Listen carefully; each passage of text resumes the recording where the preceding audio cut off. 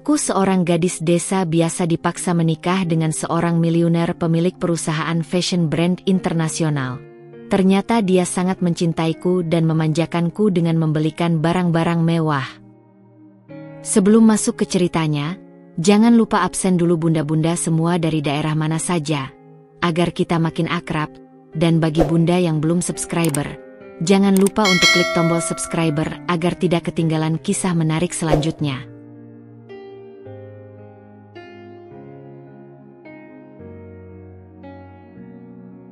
Aku selalu mencintai desa tempatku lahir dan dibesarkan. Namanya Desa Mekarsari, sebuah permata tersembunyi di kaki gunung yang selalu diselimuti kabut tipis di pagi hari. Rumah kami sederhana, berdinding kayu dengan anyaman bambu, dikelilingi kebun sayur dan petak-petak sawah yang menghijau. Bagiku, tidak ada melodi yang lebih menenangkan daripada desiran angin melewati pohon kelapa atau kicau burung pipit di pagi hari. Aroma tanah basah setelah hujan, bau masakan ibu yang memenuhi dapur, dan tawa renyah adik-adikku adalah duniaku. Aku, Lestari, gadis sulung dari 4 bersaudara, sudah terbiasa dengan kerasnya hidup di desa. Sejak kecil, tangan-tanganku tak pernah takut kotor membantu bapak di sawah atau ibu di dapur. Setiap butir beras yang kami makan adalah hasil keringat kami sendiri, dan itu membuatku merasa bangga. Pendidikan bagiku adalah kemewahan yang harus diperjuangkan. Aku beruntung bisa menyelesaikan SMA, menjadi salah satu dari sedikit gadis di desaku yang mengenyam pendidikan hingga jenjang itu. Cita-citaku sederhana, ingin bekerja di kota, mungkin sebagai guru atau pegawai di kantor kecamatan, agar bisa membantu orang tua dan adik-adikku. Pernikahan? Itu sesuatu yang jauh di masa depan. Mungkin dengan pemuda desa yang baik hati dan pekerja keras, seperti bapak. Hidupku sudah terencana rapi dalam benakku, sesederhana garis lurus tanpa belokan tajam. Namun, takdir punya rencana lain, dan rencana itu datang dalam wujud sebuah surat. Surat yang dikirimkan oleh Pak Lurah, yang tiba-tiba datang ke rumah kami suatu sore, dengan wajah tegang yang tak biasa. Ibu langsung menyuguhkan teh hangat, sementara bapak duduk di kursi bambu dengan dahi berkerut. Aku dan adik-adikku hanya bisa menguping dari balik pintu dapur. Suara Pak Lurah terdengar serius, menyebut-nyebut nama, Aditama Group, dan perjanjian lama. Jadi, Lestari akan menikah dengan salah satu anak Aditama, Pak. Suara ibu terdengar gemetar. Aku terpaku. Pernikahan? Dengan siapa? Aditama? Nama itu terasa asing di telingaku, terlalu megah untuk dunia kecilku. Bapak menjelaskan dengan nada lelah, bahwa puluhan tahun yang lalu, kakek buyut kami pernah berhutang budi besar pada keluarga Aditama.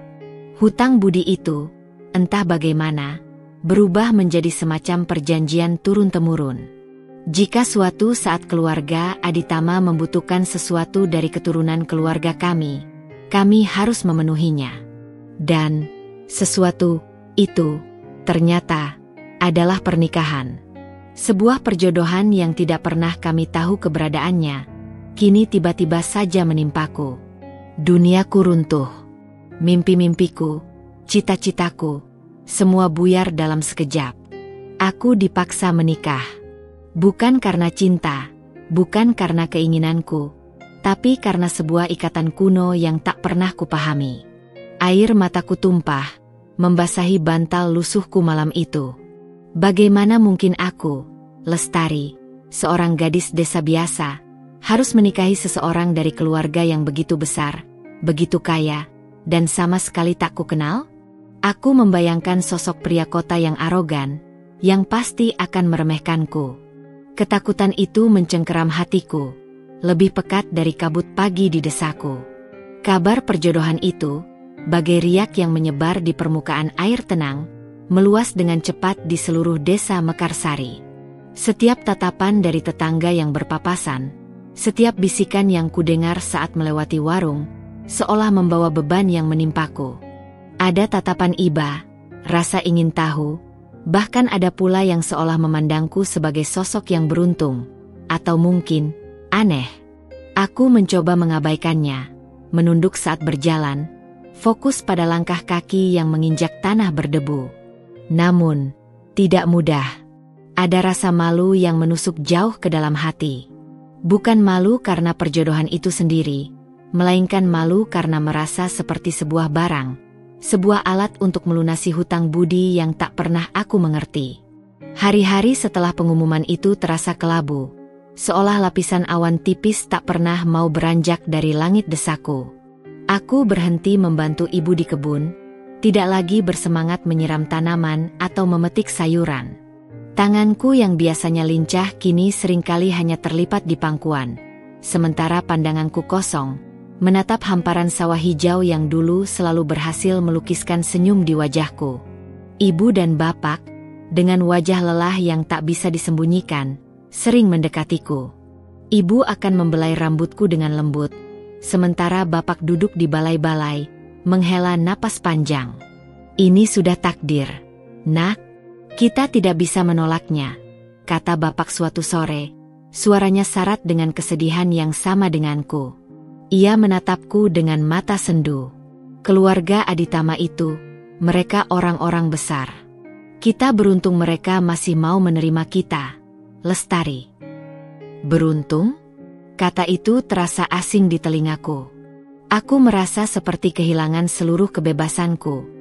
Mimpi-mimpi sederhana yang telah kubangun sejak lama. Namun, melihat guratan lelah di wajah bapak yang semakin terlihat dan mata sembab ibu yang tak bisa menyembunyikan air mata yang sering jatuh, aku tahu mereka jauh lebih menderita. Mereka pasti merasa bersalah, tak berdaya, karena tidak bisa melindungiku dari takdir yang membelenggu ini. Akhirnya, aku memutuskan untuk mencoba menerima. Bukan karena aku ingin, bukan karena hatiku setuju, tapi karena aku tidak punya pilihan lain. Aku harus menjadi kuat, bukan hanya untuk diriku sendiri, tetapi demi mereka, demi keluarga yang sangat kucintai. Seminggu kemudian, Pak Lurah kembali datang, kali ini membawa kabar yang lebih rinci dan mendebarkan. Pernikahan akan dilangsungkan dalam waktu 1 bulan. Lokasinya?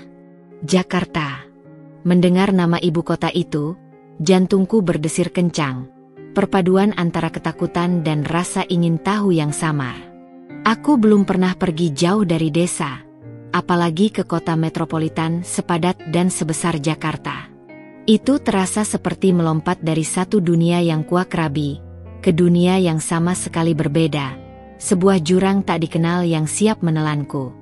Pak Lurah juga menjelaskan bahwa keluarga Aditama akan mengirimkan seseorang untuk menjemputku dan mengurus semua keperluanku, mulai dari pakaian hingga akomodasi. Keesokan harinya, bapak mengeluarkan sebuah kotak kayu tua yang berdebu dari bawah ranjangnya. Kotak itu diukir dengan motif bunga melati yang sudah agak pudar. Isinya adalah kain kebaya warisan nenek, terbuat dari brokat berwarna ungu lembut dengan payet-payet perak yang sudah agak lusuh namun tetap memancarkan keanggunan. Ini, Nak, nenekmu memakainya saat menikah dulu.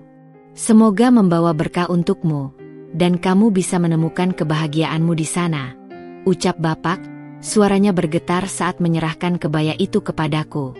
Tanganku gemetar saat menerima kain itu. Ini adalah simbol pertama dari ikatan yang akan mengubah seluruh hidupku. Sehelai kain yang mewakili tradisi dan takdir yang tak bisa kuhindari. Ibu memelukku erat, isak tangisnya membasahi bahuku. Jaga dirimu baik-baik di sana, Lestari. Ingatlah selalu asalmu. Jangan pernah lupa dari mana kamu berasal. Malam-malam menjelang keberangkatan diisi dengan obrolan yang syarat nasihat dari orang tua. Mereka berpesan untuk selalu bersikap sopan, menjaga nama baik keluarga, jangan mudah percaya orang asing, dan yang terpenting, jangan pernah melupakan siapa diriku, nilai-nilai yang telah mereka tanamkan. Aku hanya mengangguk, hati penuh dengan campur aduk perasaan.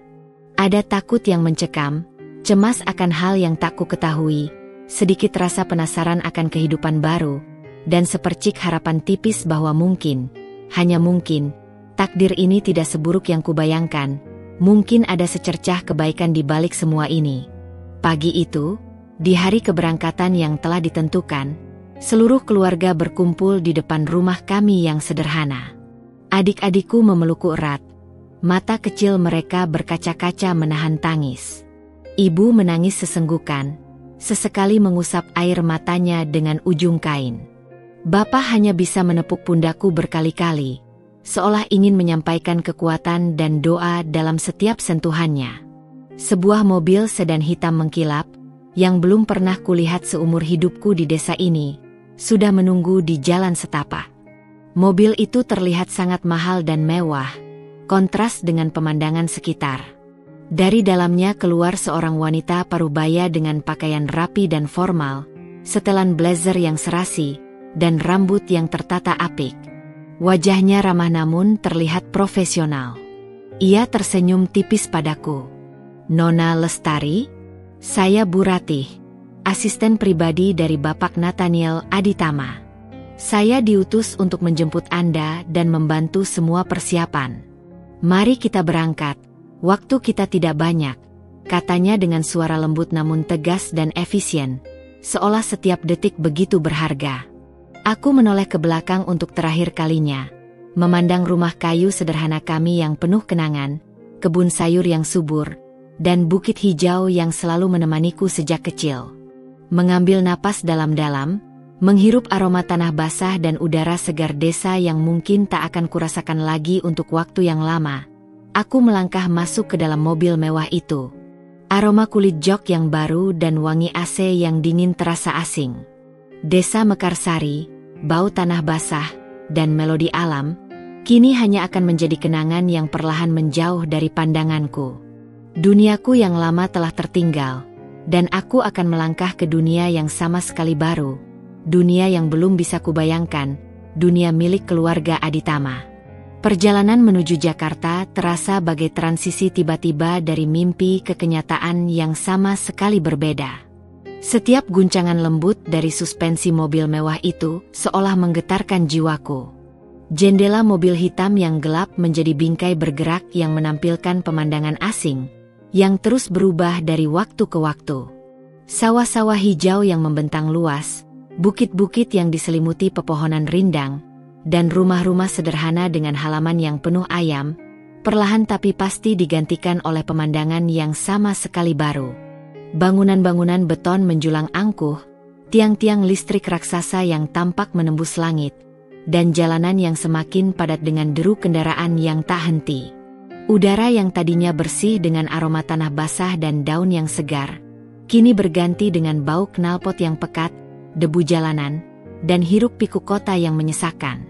Setiap kilometer yang kami tempuh, aku merasa semakin jauh dari diriku yang lama, dari Lestari si gadis desa yang lugu.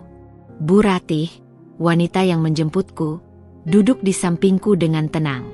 Postur tubuhnya tegak, rambutnya disanggul rapi, dan pakaiannya terlihat sangat formal. Dia tidak banyak bicara, hanya sesekali melirikku dari balik kacamata bacanya yang bertengger di hidung mancung. Sikapnya profesional, sopan, namun ada jarak yang jelas, seolah dia dan aku berasal dari dua dunia yang terpisah oleh jurang yang dalam. Sesekali ia mengangkat telepon genggamnya, berbicara dengan nada cepat, efisien, dan menggunakan istilah-istilah bisnis yang sama sekali tidak ku mengerti.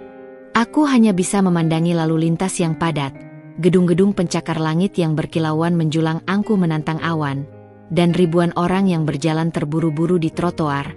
Wajah-wajah mereka tampak tanpa ekspresi, seolah terburu-buru mengejar sesuatu yang tak terlihat.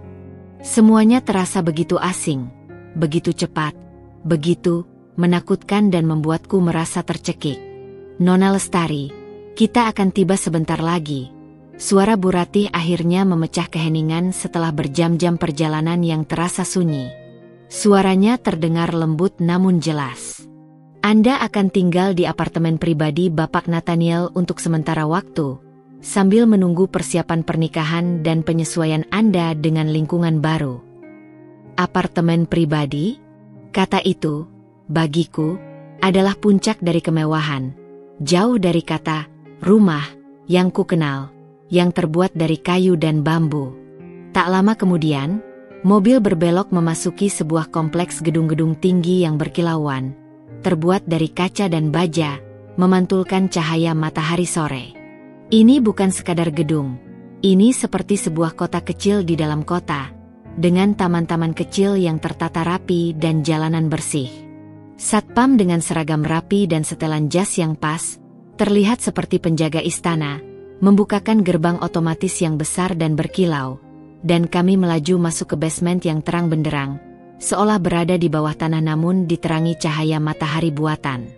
Saat aku keluar dari mobil, kakiku terasa gemetar. Mataku langsung terpaku pada lobi apartemen. Lantainya mengilap seperti cermin, memantulkan bayanganku yang kecil dan canggung. Dinding-dindingnya dilapisi marmer putih yang mahal, dan ada vas bunga raksasa di tengahnya, berisi rangkaian bunga segar yang tak pernah kulihat sebelumnya, dengan aroma harum yang semerbak. Semuanya tampak mahal, dingin, dan begitu formal, seolah melarangku untuk merasa santai. Aku merasa seperti alien yang tersesat, dengan pakaian sederhana dan tas kain lusuh yang kubawa dari desa. Aku merasa sangat kecil, tidak berarti, di tengah kemegahan yang menindas itu. Seorang wanita lain, lebih muda dari Bu Ratih, mengenakan seragam pelayan yang rapi, menyambut kami dengan senyum ramah yang terkesan dilatih, seperti boneka. "Selamat datang, Nona Lestari. Saya Mira, asisten rumah tangga yang akan membantu Anda selama di sini. Jika ada yang Anda butuhkan, jangan sungkan memberitahu saya." Suaranya sopan dan profesional, tanpa emosi berlebihan. Mira mengantarku ke sebuah unit apartemen di salah satu lantai atas. Ketika pintu terbuka, aku terkesiap. Ini bukan hanya apartemen. Ini seperti sebuah istana mini yang berdiri di awan. Ruang tamunya sangat luas, seolah bisa memuat seluruh rumahku di desa. Jendela kaca besar yang hampir menutupi seluruh dinding menampilkan pemandangan kota Jakarta yang membentang luas di bawah sana. Kerlap-kerlip lampu kota mulai menyala seiring senja yang datang. Lampu gantung kristal yang rumit berkilauan memantulkan cahaya. Sofa bludru berwarna marun yang empuk tampak mengundang, dan pernak-pernik dekorasi yang elegan mengisi setiap sudut, mulai dari patung-patung kecil hingga lukisan abstrak di dinding. Semuanya jauh di luar bayanganku, lebih megah dari rumah Pak Lurah sekalipun.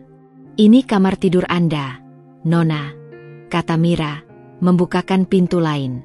Kamar tidur itu, sekali lagi, membuatku ternganga.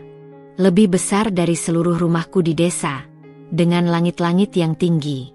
Sebuah ranjang berukuran raksasa dengan spray sutra putih bersih dan bantal-bantal empuk mendominasi ruangan, terlihat begitu nyaman.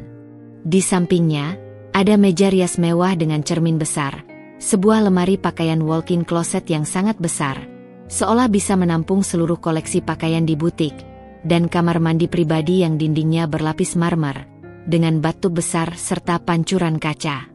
Aku berjalan mendekat ke jendela, menatap kerlap-kerlip lampu kota di bawah sana yang mulai menyala terang, membentuk pola-pola abstrak yang indah. Rasanya seperti sedang berada di dalam mimpi, atau mungkin, di dalam salah satu film-film romantis yang kadang kulihat di televisi desa.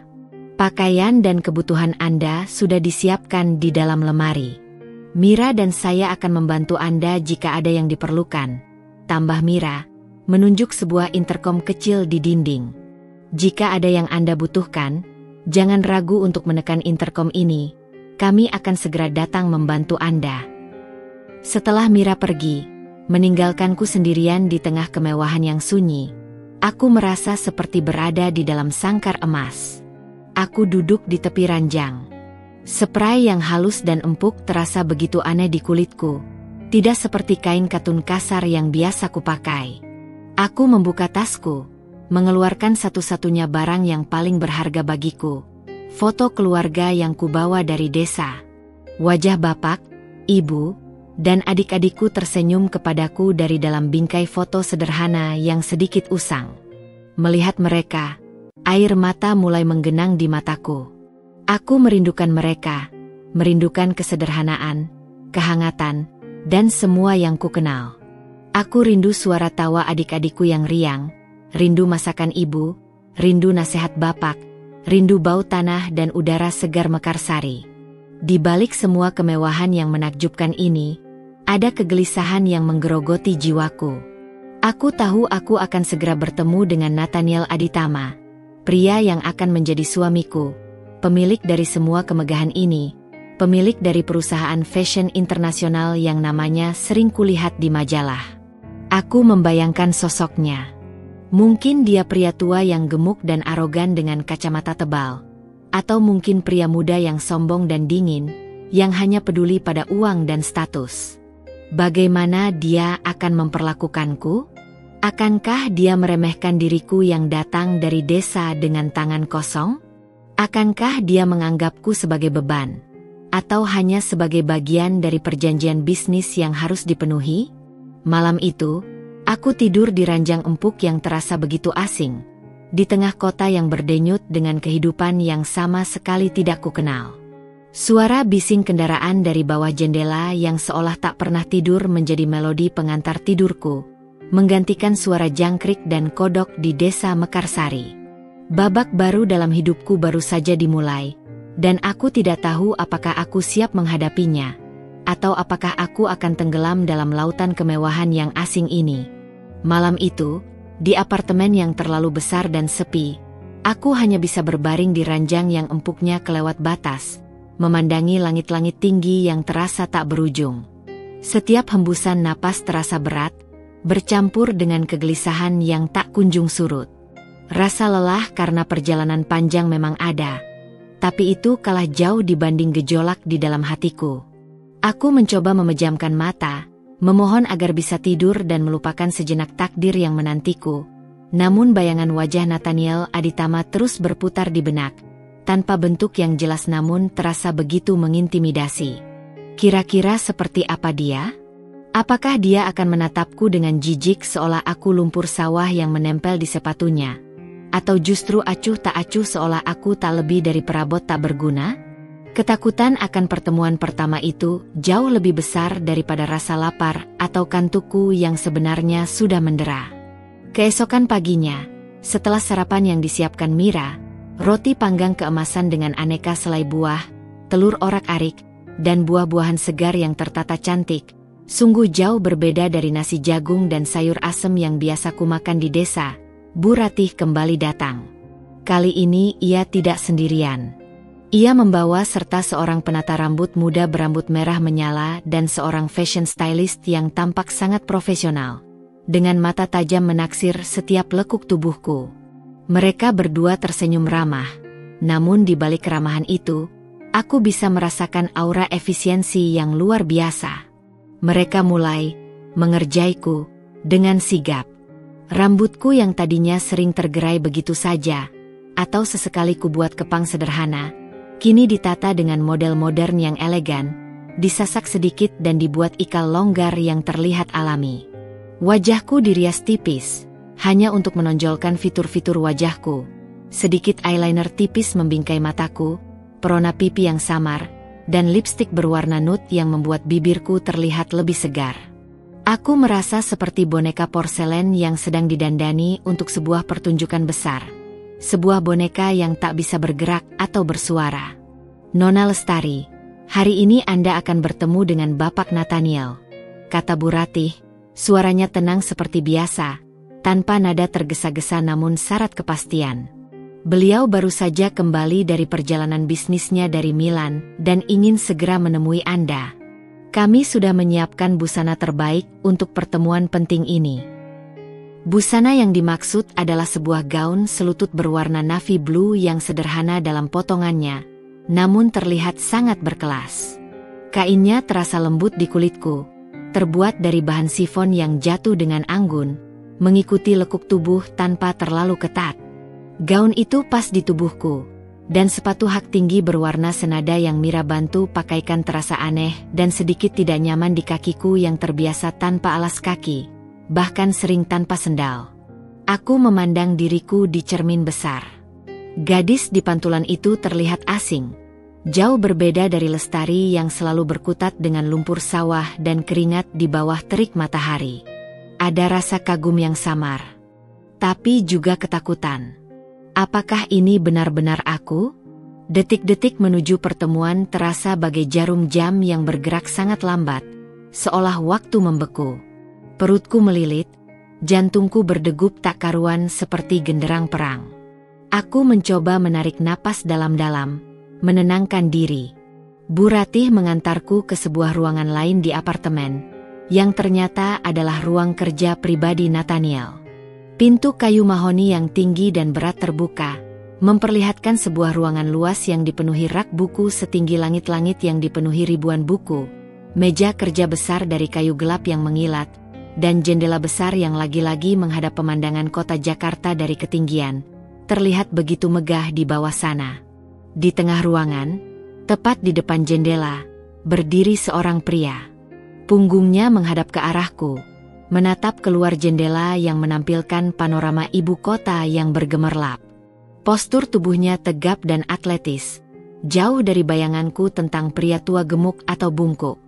Rambutnya hitam legam, tersisir rapi namun terlihat alami. Dia mengenakan kemeja putih lengan panjang yang digulung sebatas siku, memperlihatkan lengan yang kekar dan otot yang terbentuk sempurna, serta celana bahan yang pas di kakinya. Aura kekuasaan dan kepercayaan diri begitu terpancar darinya, bahkan hanya dari punggungnya saja. "Bapak Nathaniel, Nona Lestari sudah datang." Suara Bu Ratih memecah keheningan yang mencekam. Suaranya terdengar lembut namun tegas. Pria itu perlahan berbalik. Dan saat itulah, duniaku seolah berhenti berputar. Udara di sekitarku terasa menipis. Di hadapanku, berdiri Nathaniel Aditama. Dia bukan pria tua, atau gemuk, atau bahkan sombong yang selalu kubayangkan.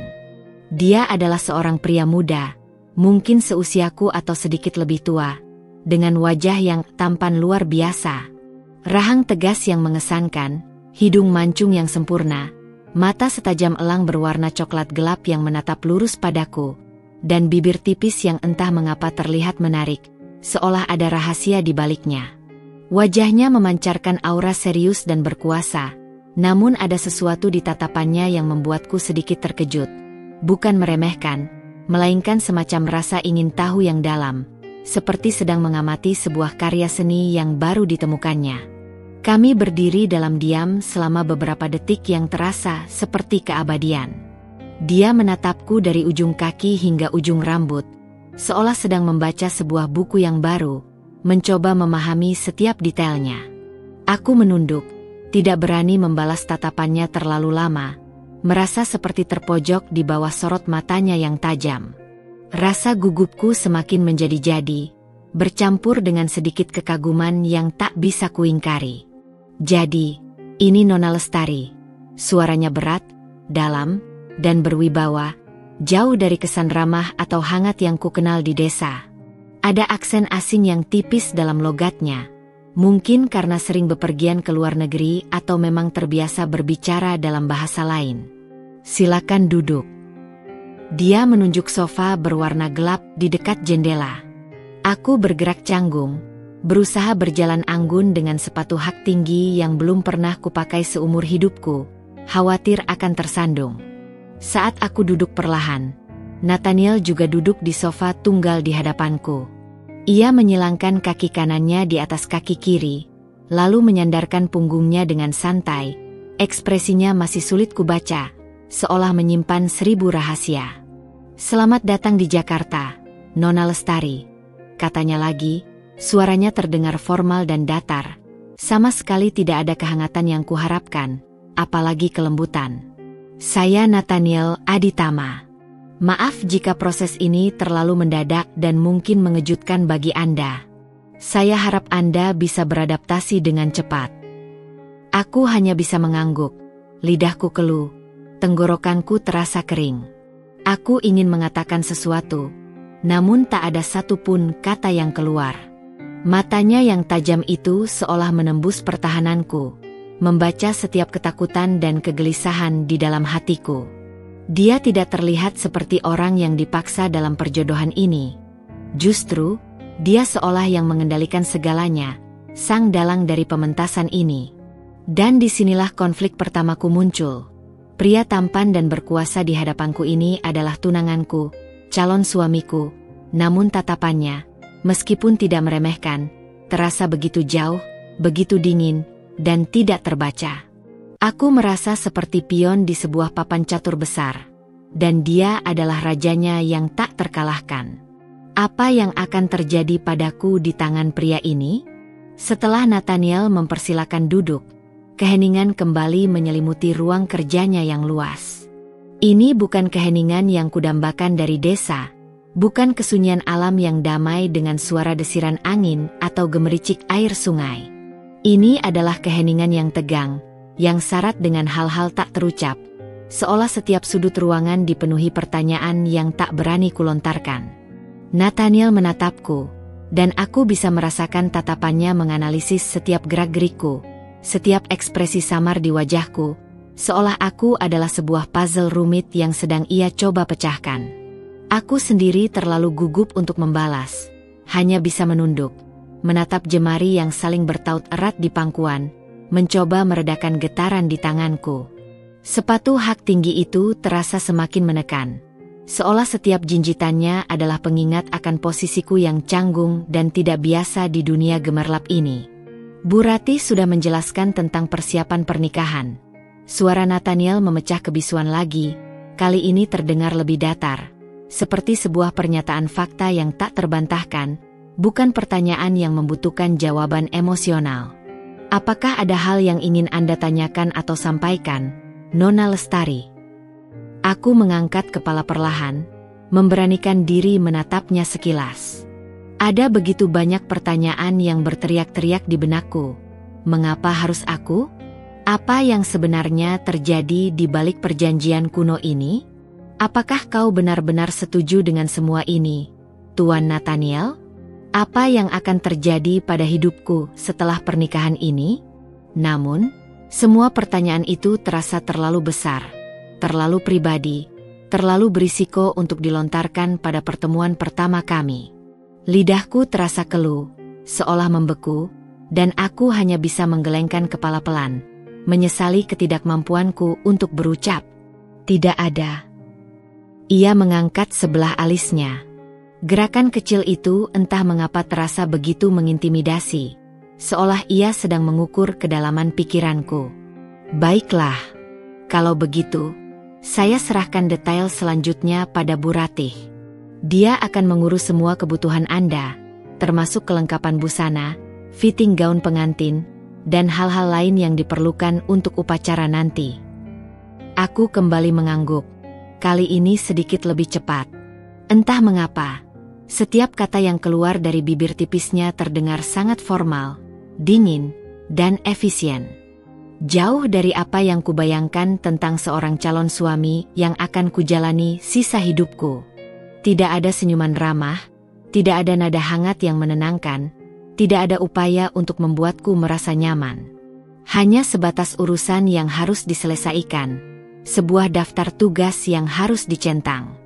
Saya sibuk dengan pekerjaan, jadi mungkin tidak bisa menemani Anda terlalu sering selama persiapan.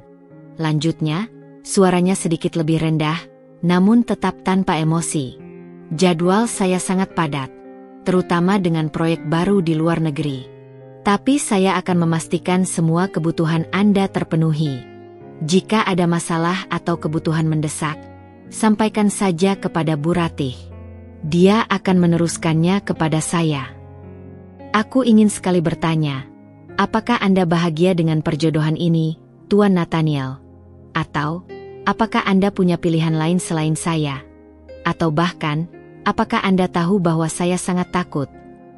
Tapi kata-kata itu tercekat di tenggorokanku, tak bisa membentuk suara. Aku takut jika pertanyaan-pertanyaan itu akan memperburuk situasi, atau membuatku terlihat kurang ajar di matanya yang tajam, atau lebih buruk lagi, memperlihatkan betapa rapuhnya aku. Bu Ratih, yang sedari tadi berdiri tak jauh dari kami, melangkah maju dengan langkah pelan namun pasti. Bapak Nathaniel, Jadwal Anda selanjutnya adalah rapat penting dengan tim keuangan dan konsultan dari New York, ujarnya mengingatkan, melirik jam tangan mewahnya. Nathaniel mengangguk kecil, tatapannya beralih dari diriku ke Bu Ratih, seolah-olah ia baru saja mengingat janji lain yang lebih penting. Kalau begitu, saya rasa cukup untuk hari ini, Nona Lestari.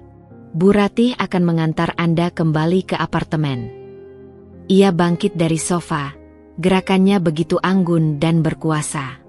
Aku segera ikut berdiri, merasa canggung. Tinggi badannya menjulang di atasku, membuatku merasa semakin kecil dan tidak berarti. Dia tidak mengulurkan tangan untuk bersalaman, atau bahkan sekadar tersenyum kecil. Ia hanya mengangguk tipis, sebuah isyarat singkat, lalu berbalik dan kembali menghadap jendela, memandang kota dari ketinggian, seolah keberadaanku di sana sudah tidak lagi relevan, seolah aku hanya bayangan yang lewat. Aku merasa lega sekaligus hampa.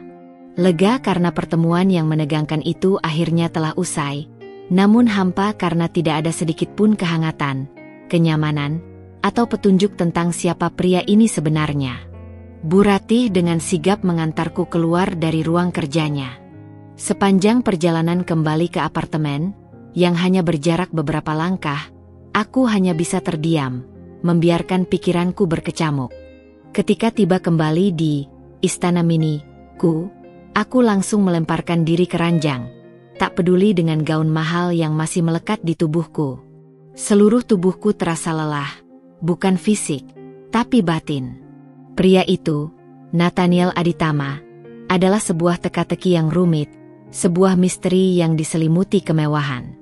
Dia tampan, berkuasa, dan jelas-jelas sangat kaya raya. Namun, ada tembok tak terlihat, dinding es yang kokoh, yang mengelilinginya, membuatnya terasa begitu jauh dan tak tersentuh. Tatapannya yang tajam namun hampa, suaranya yang datar, dan sikapnya yang dingin seolah menegaskan bahwa pernikahan ini hanyalah sebuah kesepakatan bisnis baginya, sebuah kewajiban yang harus dipenuhi, tanpa ada sedikit pun ruang untuk perasaan, apalagi cinta.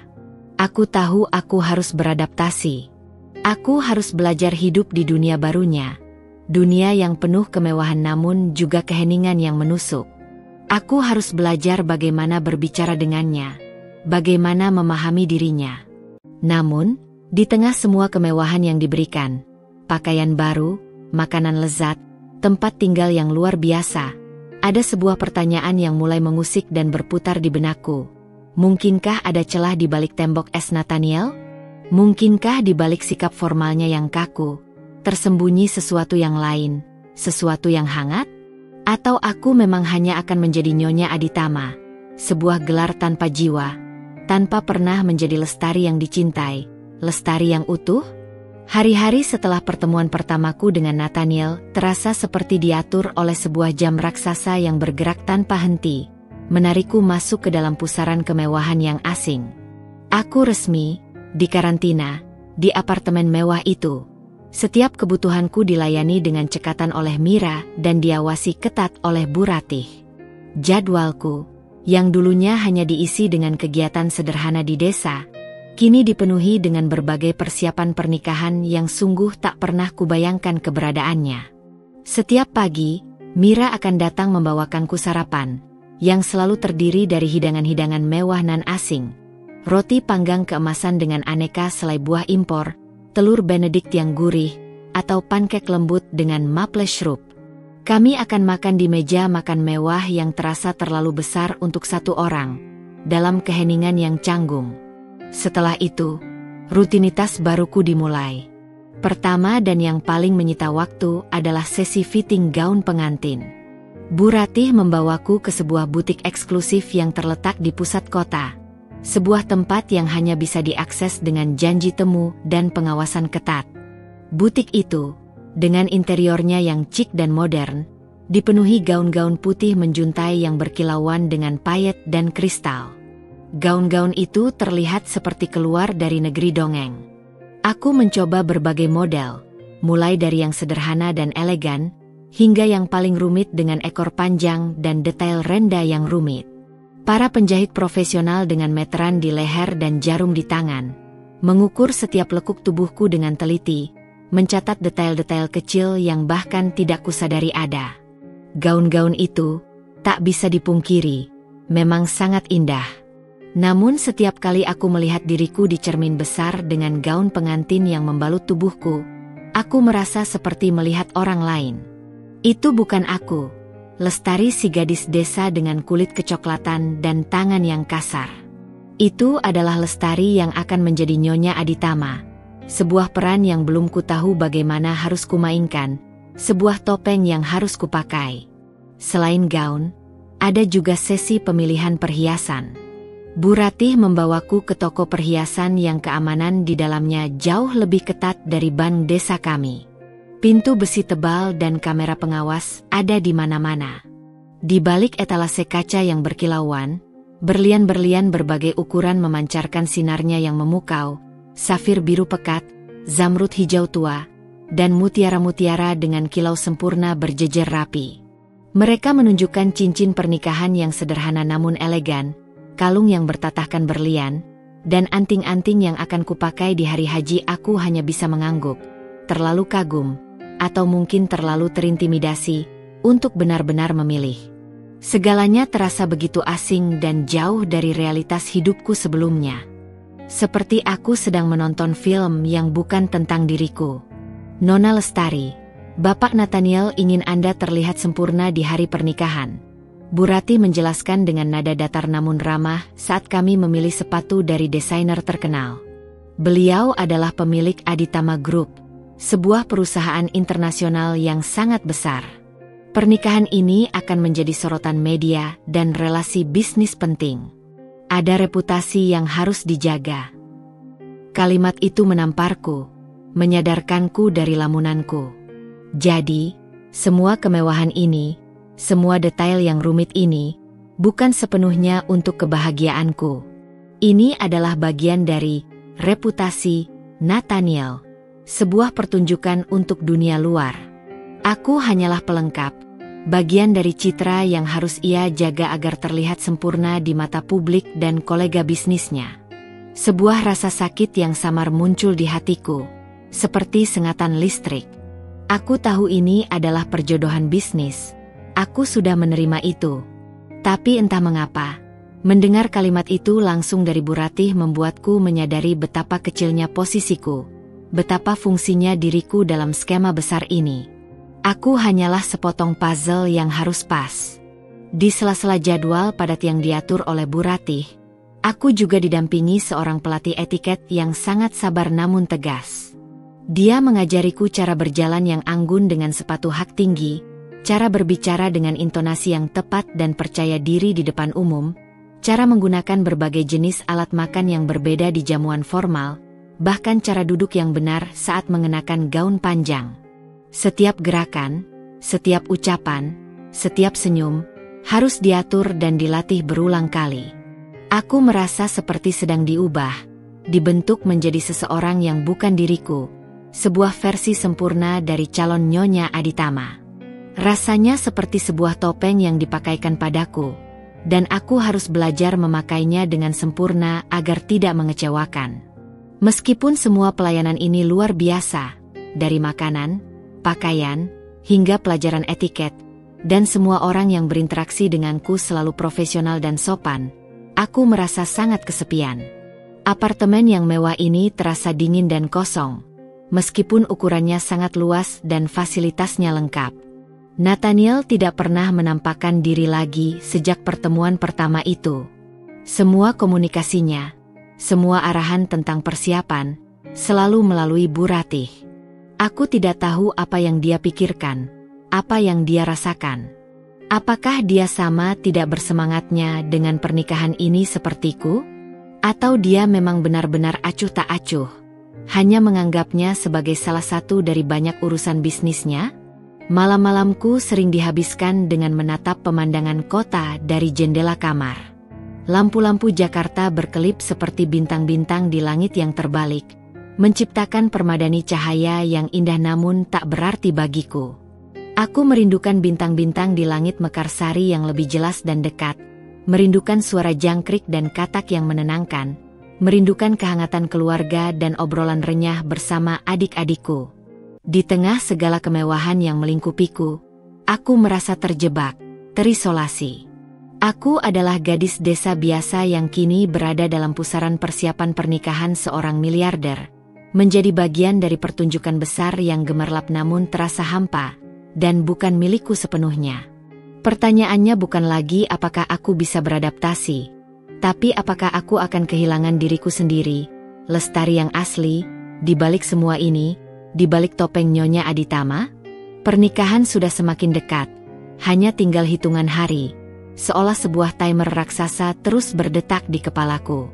Aku tenggelam dalam pusaran persiapan, rutinitas fitting gaun pengantin yang tak ada habisnya, pelajaran etiket yang kaku, dan briefing mendetail tentang daftar tamu-tamu penting yang akan hadir, dari pejabat tinggi hingga pengusaha multinasional. Setiap detail kecil diatur dengan presisi sempurna oleh Bu Ratih, dan aku merasa seperti bidak catur yang digerakkan tanpa punya kehendak, tak lebih dari objek yang perlu disempurnakan. Nathaniel tetaplah bayangan yang sulit kugapai, sebuah misteri yang tak terpecahkan. Ia tak pernah muncul di sesi fitting gown, tak pernah hadir saat aku mencoba perhiasan mahal, atau bahkan sekadar bertanya kabar langsung padaku. Semua selalu melalui Bu Ratih, seolah aku adalah proyek penting yang harus diselesaikan dari jarak jauh, tanpa perlu interaksi pribadi. Meskipun begitu, di tengah kesan dingin dan profesionalisme yang ia pancarkan, ada beberapa hal kecil yang mulai mengusik dugaanku tentang dirinya, menciptakan keretakan samar pada tembok asumsi yang kubangun.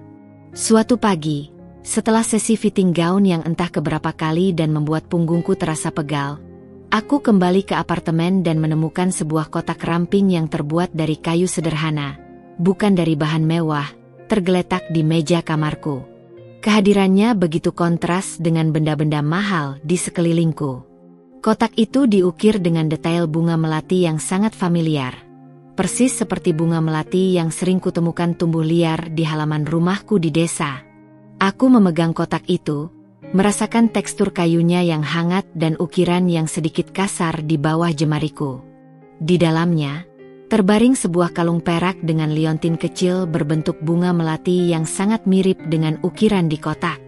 Aku mengangkatnya, merasakan dinginnya perak di jemariku. Itu bukan perhiasan mewah bertabur berlian seperti yang kulihat di toko berlian atau yang mereka pakaikan padaku untuk acara pernikahan.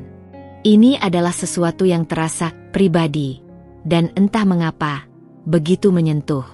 Mira, yang saat itu sedang merapikan ranjang dan mengamati gerak-gerikku, melihatku memegang kalung itu. Senyum lembut yang jarang kutemui dari staf lain merekah di wajahnya. "Oh, itu dari Bapak Nathaniel, Nona," katanya dengan nada sedikit berbeda, lebih hangat dari biasanya. "Beliau mengirimkannya semalam. Katanya, itu adalah hadiah kecil untuk Anda, untuk mengenang tempat asal Anda." Hatiku berdesir. Nathaniel yang dingin dan formal, yang hanya berbicara tentang jadwal dan reputasi, mengirimkan hadiah seperti ini? Bunga melati, itu adalah bunga khas desaku, bunga yang sering tumbuh liar di halaman rumah, bunga yang aromanya selalu menenangkanku. Ia bahkan tahu detail sekecil itu tentang latar belakangku. Kalung itu, sederhana namun penuh makna, terasa seperti sepotong kecil mekarsari yang dibawa ke tengah gemerlap Jakarta, sebuah jembatan antara dua duniaku yang terpisah. Ada kehangatan samar yang mulai merambat di hatiku, mengusir sedikit rasa dingin yang kurasakan selama ini. Beberapa hari kemudian, saat aku sedang berlatih jalan anggun di ruang tamu apartemen dengan sepatu hak tinggi yang menyiksa, kaki dan pergelangan kakiku terasa sakit dan bengkak. Aku sempat mengeluh kecil pada Mira tentang betapa sulitnya terbiasa dengan sepatu itu. Tak lama kemudian, Bu Ratih tiba-tiba masuk ke ruangan. "Nona Lestari, Bapak Nathaniel meminta Anda untuk tidak terlalu memaksakan diri," ujarnya, suaranya tetap datar namun ada nada kepedulian yang samar. "Beliau mendengar Anda kesulitan dengan sepatu itu. Anda boleh memakai yang lebih nyaman saat latihan, atau bahkan tidak perlu memakai hak yang terlalu tinggi di hari H jika memang tidak terbiasa. Kesehatan Anda lebih penting. Aku terkejut. Bagaimana dia tahu? Aku hanya mengeluh kecil pada Mira. Tidak pernah menyangka akan sampai ke telinga Nathaniel. Apakah Nathaniel begitu memperhatikan setiap detail kecil tentangku? Bahkan keluhanku yang tak sengaja terdengar? Ini bukan lagi soal menjaga reputasi di mata publik. Ini jelas-jelas soal kenyamanan pribadiku. Perintahnya itu, meskipun disampaikan melalui Bu Ratih, terasa seperti sebuah bentuk perhatian yang tak terduga. Bukan hanya itu. Suatu malam, karena rindu yang tak tertahankan, aku sempat menyebutkan pada Mira betapa aku merindukan masakan ibu, khususnya tumis kangkung dengan terasi yang pedas dan gurih. Keesokan harinya, saat makan siang disajikan, aku tak bisa menahan napas. Di meja makan sudah tersaji sepiring tumis kangkung dengan aroma terasi yang otentik, persis seperti buatan ibu, lengkap dengan nasi hangat. Mira tersenyum simpul saat melihat ekspresi terkejutku. Bapak Nathaniel yang meminta Koki untuk belajar resepnya dari pembantu desa Anda, Nona. Beliau bilang, mungkin Anda merindukan masakan rumah. Serangkaian kejadian kecil ini, yang tersembunyi di balik perintah-perintah formal, mulai menciptakan kerutan-kerutan di dalam asumsi awalku tentang Nathaniel. Aku membayangkannya sebagai pria dingin yang hanya peduli pada bisnis, sebuah robot tanpa emosi. Namun serangkaian sentuhan personal ini menunjukkan sisi lain dirinya. Sisi yang penuh perhatian, bahkan detail. Meskipun ia tidak pernah menunjukkannya secara langsung dan selalu melalui perantara. Seolah-olah ada dua Nathaniel, yang satu formal, berkuasa, dan menjaga jarak di hadapan publik dan untuk urusan bisnis, dan yang satu lagi, yang tersembunyi, yang diam-diam memperhatikan setiap kebutuhanku, bahkan keinginan kecilku. Mungkinkah, di balik tembok es yang ia bangun di sekelilingnya, ada secercah kehangatan yang tak bisa ia tunjukkan secara terbuka? Mungkinkah sikap dingin dan formal itu hanyalah cara dia melindungi diri? Atau memang karakternya yang pendiam dan canggung dalam menunjukkan emosi? Pertanyaan-pertanyaan ini mulai berputar di benakku, mengikis sedikit demi sedikit ketakutanku, dan menumbuhkan rasa penasaran yang tak bisa kuingkari. Aku mulai bertanya-tanya, apakah pria ini sebenarnya peduli?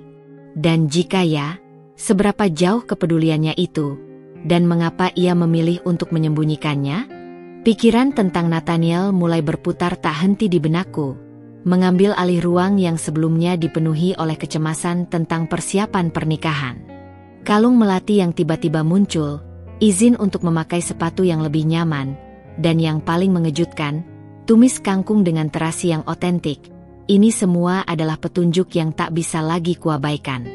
Aku mulai merasa ada sesuatu yang tidak konsisten antara Nathaniel yang kaku dan formal saat kami bertemu, dengan Nathaniel yang penuh perhatian di balik layar, yang hanya muncul melalui perantaraan Bu Ratih atau Mira. Aku tahu, jika ingin bertahan di dunia barunya yang asing ini, aku harus mulai memahami pria yang akan menjadi suamiku ini, bukan hanya dari permukaannya. Suatu sore, setelah sesi fitting gaun pengantin terakhir yang membuat seluruh tubuhku pegal dan pikiranku lelah, aku memberanikan diri. Bu Ratih, dengan senyum profesionalnya, baru saja selesai menjelaskan detail jadwal minggu terakhir sebelum pernikahan. Saat ia hendak beranjak, aku menahannya. Bu Ratih, bolehkah saya bertanya sesuatu yang mungkin pribadi tentang Bapak Nathaniel? Suaraku sedikit bergetar. Takut pertanyaanku akan dianggap tidak sopan. Bu Ratih sedikit terkejut, alisnya terangkat tipis, namun senyumnya tetap ramah. Tentu, Nona Lestari. Ada apa? Jangan sungkan. Ia menunjuk sofa di ruang tamu dengan isyarat tangan. Mari kita duduk sebentar. Sepertinya Anda ingin tahu lebih banyak. Ketika kami duduk berhadapan, aku mencoba merangkai kata-kata dengan hati-hati. Dia sepertinya sangat sibuk dengan pekerjaannya. Apakah dia bahagia dengan perjodohan ini? Maksud saya, Dia terlihat sangat serius dan formal setiap kali saya mendengar namanya disebut atau saat kami bertemu singkat. Aku menunduk, takut melihat ekspresi Bu Ratih. Bu Ratih menghela napas lembut, tatapannya melembut, seolah ada beban yang sedikit terangkat dari pundaknya. Nona Lestari, Bapak Nathaniel itu memang terlihat seperti itu di luar. Dingin, tegas, dan sangat fokus pada pekerjaan. Itu karena beban yang dia pikul sangat besar. Ia berhenti sejenak, menatap ke arah jendela, seolah melihat masa lalu. Aditama Group tidak hanya sekadar perusahaan fashion. Ini adalah warisan keluarga yang sudah turun-temurun. Kakek beliau membangunnya dari nol. Bapak Nathaniel mengambil alih bisnis ini di usia yang sangat muda. Tepatnya saat usianya baru 23 tahun. Setelah ayahnya meninggal mendadak. Dia harus berjuang keras untuk membuktikan diri di dunia bisnis yang kejam ini, dunia yang penuh persaingan dan intrik. Aku mendengarkan dengan saksama. Setiap kata yang keluar dari bibir Bu Ratih adalah informasi baru yang membuka pandanganku tentang Nathaniel. Ini adalah pertama kalinya aku mendengar tentang sisi Nathaniel yang lebih pribadi, lebih manusiawi. Tentang perjodohan ini, lanjut Bu Ratih, suaranya sedikit lebih rendah dan penuh keyakinan. Percayalah, Nona, Bapak Nathaniel bukanlah tipe orang yang akan dipaksa melakukan sesuatu yang tidak dia inginkan, bahkan oleh keluarganya sendiri. Dia adalah pria yang sangat memegang teguh prinsip dan keputusannya tidak bisa diganggu-gugat jika ia sudah mengambil sikap. Ada jeda singkat, dan Bu Ratih menatapku lurus. Matanya memancarkan ketulusan. Saat pertama kali nama Anda muncul sebagai calon pendamping karena perjanjian lama itu, Bapak Nathaniel tidak langsung setuju atau menolak. Beliau meminta waktu untuk mencari tahu secara mendalam tentang Anda. Dia tidak ingin pernikahan ini hanya sebatas formalitas tanpa arti. Dia mengirimkan timnya secara rahasia untuk mengumpulkan informasi di Desa Mekarsari. Dia ingin tahu Anda seperti apa, latar belakang Anda yang sebenarnya, bahkan kebiasaan Anda sehari-hari, cara Anda berinteraksi dengan keluarga dan tetangga. Jantungku berdegup kencang, memompa darah dengan cepat. Jadi, dia tahu tentang bunga melati dan tumis kangkung bukan karena kebetulan, atau karena Bu Ratih melaporkan setiap percakapanku dengan Mira. Dia memang sengaja mencari tahu. Rasa panas menjalari pipiku karena malu, sekaligus tersentuh. Dan dia menyukai apa yang dia temukan. Nona, Bu Ratih melanjutkan, senyumnya kini lebih tulus dan hangat. Dia melihat kesederhanaan Anda, ketulusan Anda dalam bertindak, dan bagaimana Anda mencintai keluarga Anda dengan sepenuh hati. Beliau selalu bilang kepada saya, bahwa dunia fashion itu penuh dengan kepalsuan, dengan topeng dan pencitraan. Dia mencari seseorang yang bisa memberinya keseimbangan, sebuah rumah yang nyata, yang jauh dari semua intrik dan kepalsuan itu. Aku terpaku, kata-kata Bu Ratih bergema di telingaku. Dunia fashion penuh kepalsuan, dan dia mencari ketulusan. Jadi, sikap dingin dan formalnya yang selama ini kuanggap sebagai keangkuhan, apakah itu adalah tembok pertahanan dari dunia yang ia anggap palsu? Sebuah mekanisme pertahanan diri? Hadiah kalung melati itu, tumis kangkung yang tiba-tiba ada di meja makan Anda, perhatian tentang sepatu Anda yang terasa sakit, itu semua adalah instruksi langsung dari beliau. Tambah Bu Ratih, seolah membaca setiap pikiran yang berkecamuk di kepalaku. Dia memang tidak pandai menunjukkan perhatian secara langsung. Nona. Karakternya memang pendiam, introvert, dan sedikit canggung dalam hal-hal yang bersifat pribadi atau emosional. Dia lebih ekspresif melalui tindakan daripada kata-kata. Tapi bukan berarti dia tidak peduli. Justru sebaliknya, dia peduli pada setiap hal kecil tentang Anda, lebih dari yang Anda kira. Mata Bu Ratih tampak berkaca-kaca. Ada keharuan yang jelas di sana. Dia benar-benar berharap Anda bisa bahagia bersamanya, Nona Lestari. Dia sangat menghargai Anda, dan melihat potensi kebahagiaan itu ada pada diri Anda. Kebenaran itu menghantamku seperti gelombang. Selama ini, aku hanya melihat kulit luarnya, mengira dia arogan, acuh tak acuh, atau hanya menganggapku sebagai kewajiban. Padahal, di balik semua formalitas itu, ada seorang pria yang berjuang dengan bebannya sendiri sebagai kepala perusahaan raksasa, yang mencari ketulusan, dan yang diam-diam mencoba menunjukkan perhatiannya dengan caranya sendiri yang mungkin tidak biasa bagiku. Air mata mulai menggenang di mataku, kali ini bukan karena ketakutan, melainkan karena rasa haru dan sedikit penyesalan. Aku merasa malu karena telah menilai dia sepihak, menuduhnya tanpa tahu latar belakang dan perjuangannya. Dan aku tersentuh oleh kebenaran yang baru ku ketahui ini. Nathaniel Aditama bukan hanya seorang miliarder pemilik perusahaan internasional. Dia adalah seorang manusia yang kompleks, dengan segala perjuangan dan caranya sendiri dalam menunjukkan perasaan. Seorang pria yang mungkin sama canggungnya denganku dalam menghadapi perjodohan ini, namun memilih untuk menunjukkan perhatiannya dengan cara yang tak kuduga dan tak langsung. Konflik batin yang selama ini kualami perlahan berubah. Dari ketakutan dan prasangka yang mengungkung, kini muncul rasa ingin tahu yang mendalam, sebuah keinginan untuk benar-benar mengenalnya.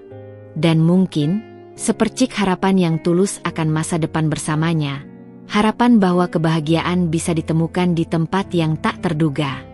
Kisah dari Bu Ratih tentang Nathaniel, yang diucapkannya dengan nada penuh pengertian, benar-benar mengubah segalanya.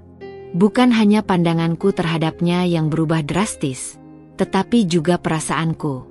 Dinding ketakutan dan prasangka yang selama ini kubangun tinggi-tinggi di sekelilingku, perlahan namun pasti, mulai runtuh, pecah berkeping-keping. Puing-puingnya digantikan oleh rasa penasaran yang hangat dan keinginan tulus untuk memahami pria yang akan menjadi suamiku itu. Nathaniel bukan lagi sekadar sosok penguasa yang dingin dan acuh tak acuh, melainkan pria yang kompleks, penuh beban yang tak terlihat, dan canggung dalam menunjukkan perasaannya, sebuah pengungkapan yang tak pernah kuduga. Fakta bahwa ia diam-diam mencari tahu tentangku, bahkan tentang hal-hal kecil dan sepele seperti makanan kesukaanku atau kebiasaan di desaku, terasa seperti sentuhan lembut yang menghangatkan hati, sentuhan yang tak pernah kubayangkan akan kudapatkan dari seorang miliarder. Sejak hari pencerahan itu, aku mulai memperhatikan Nathaniel dengan cara yang sangat berbeda, seolah mataku baru saja terbuka. Setiap kali Bu Ratih menyampaikan pesan darinya, entah itu instruksi mengenai jadwal, atau detail tentang gaun pengantin, aku mencoba menangkap nada tersirat di balik kata-kata formal yang ia ucapkan. Saat memilih bunga untuk dekorasi resepsi, Bu Ratih pernah berkata, "Bapak Nathaniel menyukai warna-warna yang menenangkan, tidak terlalu mencolok, seperti earth tone atau putih bersih." Itu adalah petunjuk kecil lain tentang selera dan kepribadiannya yang mungkin tersembunyi di balik citra CEO yang tegas. Aku mulai mengumpulkan potongan-potongan informasi ini, seperti menyusun sebuah puzzle besar. Aku juga mulai berani menjelajahi apartemen. Ruang kerja Nathaniel, yang dulu terasa begitu mengintimidasi dan hanya berani kulirik dari kejauhan, kini tampak berbeda, seolah aura dinginnya telah mencair. Aku sering berdiri di depan pintu mahoninya yang tertutup, membayangkan dia di dalamnya, bergulat dengan tumpukan dokumen, berdiskusi di telepon, dan menghadapi segala beban perusahaannya. Sesekali, saat Mira sedang membersihkan, aku akan mencuri pandang ke dalam.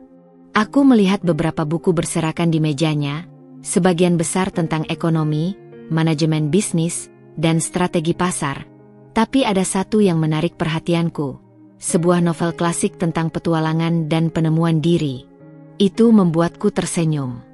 Ternyata dia juga memiliki sisi lain, sisi yang suka berpetualang dalam imajinasi, atau mungkin merindukan kebebasan yang tidak bisa ia dapatkan dalam kehidupannya yang terikat. Perubahan paling signifikan ada pada diriku sendiri. Aku tidak lagi merasa seperti boneka yang dipaksa. Aku mulai menerima pelajaran etiket dengan semangat baru, dengan motivasi yang tulus. Bukan lagi karena paksaan atau tuntutan agar sesuai dengan reputasi Nathaniel, Tapi karena aku ingin mempersiapkan diri dengan baik untuk dunia barunya ini, untuk menjadi pendamping yang pantas bagi Nathaniel, bukan hanya secara status, tetapi juga secara personal. Aku berlatih berjalan dengan sepatu hak tinggi di ruang tamu, mempraktikkan langkah demi langkah di depan cermin, membayangkan Nathaniel melihatku, dan senyum tipis itu muncul di bibirku, sebuah senyum yang lebih tulus daripada sebelumnya. Gaun pengantin yang tadinya terasa asing dan membebani, kini mulai terasa seperti bagian dari diriku, sebuah jubah baru yang akan kubawa dalam babak hidup yang baru, dengan harapan yang lebih besar. Mira dan Bu Ratih juga merasakan perubahanku. Aku mulai lebih sering bertanya, tidak hanya tentang persiapan pernikahan yang urgent, tapi juga tentang kehidupan di kota, tentang pekerjaan Nathaniel, bahkan tentang hal-hal sepele seperti cara kerja mesin kopi otomatis yang rumit di dapur atau jadwal operasional gym di gedung apartemen. Mereka tampaknya senang melihatku lebih terbuka dan bersemangat. Mira bahkan mulai berbagi cerita kecil tentang Nathaniel, cerita yang lebih personal. Tentang bagaimana dia bisa sangat pemilih dalam urusan kopi pagi, harus kopi hitam tanpa gula, espresso double shot, dan suhu tertentu. Atau bagaimana dia kadang lupa makan saking sibuknya dengan pekerjaannya, sampai Bu Ratih atau Mira harus mengingatkannya berulang kali. Setiap cerita itu adalah kepingan puzzle yang membuat gambaran Nathaniel semakin utuh, semakin manusiawi. Namun, di tengah semua perubahan ini, ada satu hal yang masih menghantuiku dan menciptakan kerinduan yang samar. Kami belum pernah berinteraksi secara langsung sejak pertemuan pertama yang singkat itu. Aku tahu dia sibuk, dan aku sendiri juga sibuk dengan persiapan yang tak ada habisnya. Tapi, ada kerinduan yang samar untuk berbicara dengannya lagi, tidak hanya melalui perantara, untuk melihat matanya lagi, dan mungkin, melihat apakah ada perubahan dalam tatapannya terhadapku, seperti perubahan yang kurasakan dalam diriku. Aku ingin tahu apakah dia merasakan hal yang sama denganku, apakah dia juga merasakan ikatan yang mulai tumbuh, meskipun perlahan dan diam-diam. Aku mulai membayangkan kehidupan bersamanya. Mungkin tidak akan ada romansa yang meledak-ledak atau dramatis seperti di film-film yang sering kubayangkan, tapi mungkin akan ada kehangatan yang mendalam, sebuah pengertian yang diam-diam, dan rasa saling menghargai yang tulus. Harapan itu, yang tadinya hanya sepercik kecil di dasar hatiku yang penuh ketakutan, kini mulai tumbuh menjadi api kecil yang menghangatkan, menerangi jalanku. Aku tahu perjodohan ini bukan berdasarkan cinta pada pandangan pertama, bukan cerita dongeng yang klise, tapi aku mulai percaya bahwa cinta bisa tumbuh, bisa dipupuk, bahkan di tengah pengaturan yang tak terduga dan awalnya terasa memberatkan. Dan aku, Lestari, siap untuk mencobanya, siap untuk membuka hati dan melihat kemana takdir ini akan membawaku. Hari pernikahan tinggal menghitung jari, kurang dari seminggu lagi. Setiap denting jam seolah membawa kami lebih dekat pada takdir yang telah ditentukan. Suasana di apartemen semakin terasa intens. Bu Ratih dan timnya bekerja tanpa henti, memastikan setiap detail terkecil pun sempurna, dari susunan bunga hingga daftar tamu. Aku sendiri, setelah pencerahan dari Bu Ratih di bab sebelumnya dan perubahan perspektifku yang drastis terhadap Nathaniel, merasakan ketenangan yang aneh. Kecemasan masih ada, tentu saja, seperti riak kecil di permukaan danau, tapi kini ia bercampur dengan sebuah harapan yang mulai mekar, sebuah keyakinan samar akan kemungkinan kebahagiaan. Pagi itu adalah sesi fitting gaun pengantin terakhir. Gaun itu, yang dulunya terasa asing dan membebani seperti kostum yang dipaksakan, kini kurasakan berbeda di kulitku. Gaun itu adalah mahakarya, sebuah keajaiban yang tercipta dari tangan-tangan terampil. Terbuat dari sutra putih gading yang mengilap, dengan detail renda Prancis yang rumit dan halus, dihiasi taburan kristal Swarovski yang berkilauan bagai embun pagi. Bagian atasnya pas membalut tubuhku, menonjolkan lekuk pinggangku dengan anggun, dan bagian roknya mengembang megah, jatuh anggun ke lantai dengan ekor panjang yang menjuntai di belakangku. Saat aku berdiri di depan cermin besar di butik eksklusif itu, mengenakan gaun tersebut, aku melihat Lestari yang sangat berbeda. Bukan lagi Lestari si gadis desa yang takut dan pasrah, melainkan Lestari yang siap melangkah ke babak baru dalam hidupnya. Seorang wanita yang memancarkan kekuatan baru. Sempurna, Nona Lestari. Sangat, sangat sempurna, puji Bu Ratih. Suaranya dipenuhi kekaguman yang tulus. Senyum lebar merekah di wajahnya, dan aku bisa melihat kilatan keharuan di matanya. Seolah ia melihat lebih dari sekadar gaun dan bayangan di cermin. Bapak Nathaniel pasti akan sangat terkesan dan bangga. Mendengar nama Nathaniel, jantungku berdesir lebih kencang. Aku membayangkan reaksinya. Apakah dia akan tersenyum? Apakah ada sedikit kehangatan yang terpancar dari mata tajamnya? Pikiran itu membuatku gugup sekaligus bersemangat. Sebuah campuran emosi yang belum pernah kurasakan sebelumnya terkait dirinya. Setelah fitting selesai, dan gaun itu dengan hati-hati dilepaskan dan disimpan, aku kembali ke apartemen. Ada kejutan lain yang menanti. Di tengah ruang tamu yang luas, di atas meja kopi marmer, tergeletak sebuah kotak besar dengan pita perak yang elegan. Mira, yang saat itu sedang merapikan beberapa dokumen, tersenyum simpul saat melihat perhatianku tertuju pada kotak itu. Itu hadiah dari Bapak Nathaniel, Nona. Beliau meminta untuk diberikan segera setelah Anda selesai fitting gaun terakhir. Aku mendekati kotak itu, jemariku sedikit gemetar saat aku membuka pita peraknya. Di dalamnya, terhampar sebuah clutch bag mungil berwarna senada dengan gaunku, terbuat dari material berkilau yang terlihat sangat mewah. Di sebelahnya, ada sepasang anting-anting mutiara yang elegan, dengan kilau lembut yang memancarkan kemurnian. Dan di samping anting-anting itu, terbaring sebuah gelang tipis dengan liontin kecil berbentuk hati yang terbuat dari emas putih. Itu adalah set perhiasan yang melengkapi gaunku, bukan berlian mencolok seperti yang pernah kutemui di toko perhiasan, tapi mutiara yang klasik dan liontin hati yang terasa begitu personal dan penuh makna. Sebuah kartu kecil berwarna gading terselip di antara perhiasan-perhiasan itu. Dengan tangan yang kini sedikit lebih gemetar, aku mengambil kartu itu. Tulisan tangan Nathaniel yang tegas, namun rapi, terukir di sana. Untuk Lestari, semoga gaun ini menjadi permulaan yang indah untuk babak baru kita. Aku berharap kamu bahagia, Nathaniel. Sebuah permulaan yang indah. Aku berharap kamu bahagia. Kata-kata itu begitu sederhana, hanya beberapa baris, namun terasa begitu dalam dan bermakna bagiku. Bukan sekadar perintah atau formalitas yang kaku. Itu adalah sebuah harapan, sebuah doa yang tulus dari seorang pria yang dulunya kuanggap dingin dan tak peduli. Hati kecilku membuncah, merasakan gelombang emosi hangat yang meluap. Ini adalah pertama kalinya ia menuliskan sesuatu padaku, bukan sekadar kata-kata lisan melalui perantara. Itu adalah kontak langsung, dari hatinya ke hatiku.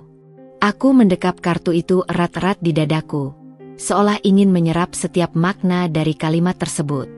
Kalimat itu terasa seperti penegasan atas semua yang Bu Ratih ceritakan. Nathaniel memang canggung dalam menunjukkan perasaannya secara verbal. Dia mungkin tidak tahu bagaimana cara mengungkapkan dengan kata-kata romantis, tetapi ia mencoba dengan caranya sendiri, melalui tindakan dan hadiah yang penuh perhatian. Perhatiannya, harapannya, doanya, semuanya ada di sana, tersembunyi di balik formalitas dan hadiah-hadiah mewah yang tampak seperti kewajiban belaka. Di tengah kamar yang luas dan gemerlap itu, aku mengenakan anting mutiara itu di depan cermin, mengaitkan gelang berliontin hati di pergelangan tanganku. Gaun putih yang masih terbayang di benak, perhiasan yang pas di telinga dan pergelangan tangan, dan kini sebuah harapan yang terpahat kuat di hati. Aku bukan lagi gadis desa yang pasrah pada nasibnya. Aku adalah wanita yang akan menikah, bukan karena paksaan semata, tapi dengan secercah harapan yang tulus, bahkan mungkin sebuah awal cinta. Aku ingin mengenal Nathaniel lebih jauh, lebih dalam dari sekadar CEO Aditama Group. Aku ingin tahu lebih banyak tentang dirinya, tentang impiannya, tentang rahasia di balik mata elangnya. Dan aku ingin, lebih dari segalanya, membuktikan bahwa cinta bisa tumbuh di tempat yang tak terduga, bahkan di antara dua dunia yang begitu berbeda, seperti Mekarsari dan Jakarta, seperti Lestari dan Nathaniel. Malam itu, untuk pertama kalinya sejak datang ke Jakarta, aku tidur dengan hati yang sedikit lebih ringan, seolah beban berat telah terangkat dari pundakku. Mimpi-mimpiku tak lagi dipenuhi ketakutan dan kegelisahan, melainkan antisipasi akan hari esok yang tak terduga, dan sebuah keyakinan baru bahwa hidup ini penuh kejutan yang indah. Hari yang ditunggu-tunggu pun tiba. Hari pernikahanku. Pagi itu, udara Jakarta terasa lebih lembab dan sedikit tegang. Aku terbangun sebelum Mira sempat membangunkanku. Jantung berdegup tidak karuan. Ada sentuhan gugup yang berbeda dari sebelumnya, bukan lagi ketakutan yang mencekam, tapi sebuah debaran antisipasi, seperti menjelang ujian penting yang sudah kupersiapkan. Sejak subuh, apartemen sudah ramai dengan aktivitas. Penata rias dan penata rambut profesional datang lebih awal. Mereka bekerja dengan cekatan, mengubahku menjadi versi terbaik dari diriku. Wajahku dirias dengan riasan natural namun sempurna, menonjolkan fitur mata dan senyumku. Rambutku disanggul tinggi dengan beberapa helai ikal lembut membingkai wajah, dihiasi jepitan berlian yang berkilauan. Saat memandang diriku di cermin, aku melihat pantulan seorang wanita yang berbeda, namun entah mengapa, terasa lebih percaya diri. Gaun pengantin putih gading itu sudah digantung rapi di walk-in closet, memancarkan aura kemewahan. Saatnya tiba untuk memakainya. Mira dan Bu Ratih membantuku mengenakan gaun tersebut. Setiap kancing ditutup, setiap ikatan renda dirapatkan. Kain sutra yang lembut membalut tubuhku, dan ekor gaun yang panjangnya menjuntai di lantai terasa begitu megah. Aku mengenakan anting mutiara pemberian Nathaniel dan gelang liontin hati yang telah menjadi jimat baruku. Sentuhan terakhir adalah sepasang sepatu hak tinggi yang disesuaikan agar lebih nyaman, hasil dari perhatiannya. Nona Lestari, Anda terlihat luar biasa, puji Bu Ratih, matanya berkaca-kaca. Bapak Nathaniel pasti akan sangat bahagia. Aku tersenyum tipis. Terima kasih, Bu Ratih. Terima kasih untuk semuanya. Suaraku sedikit serak.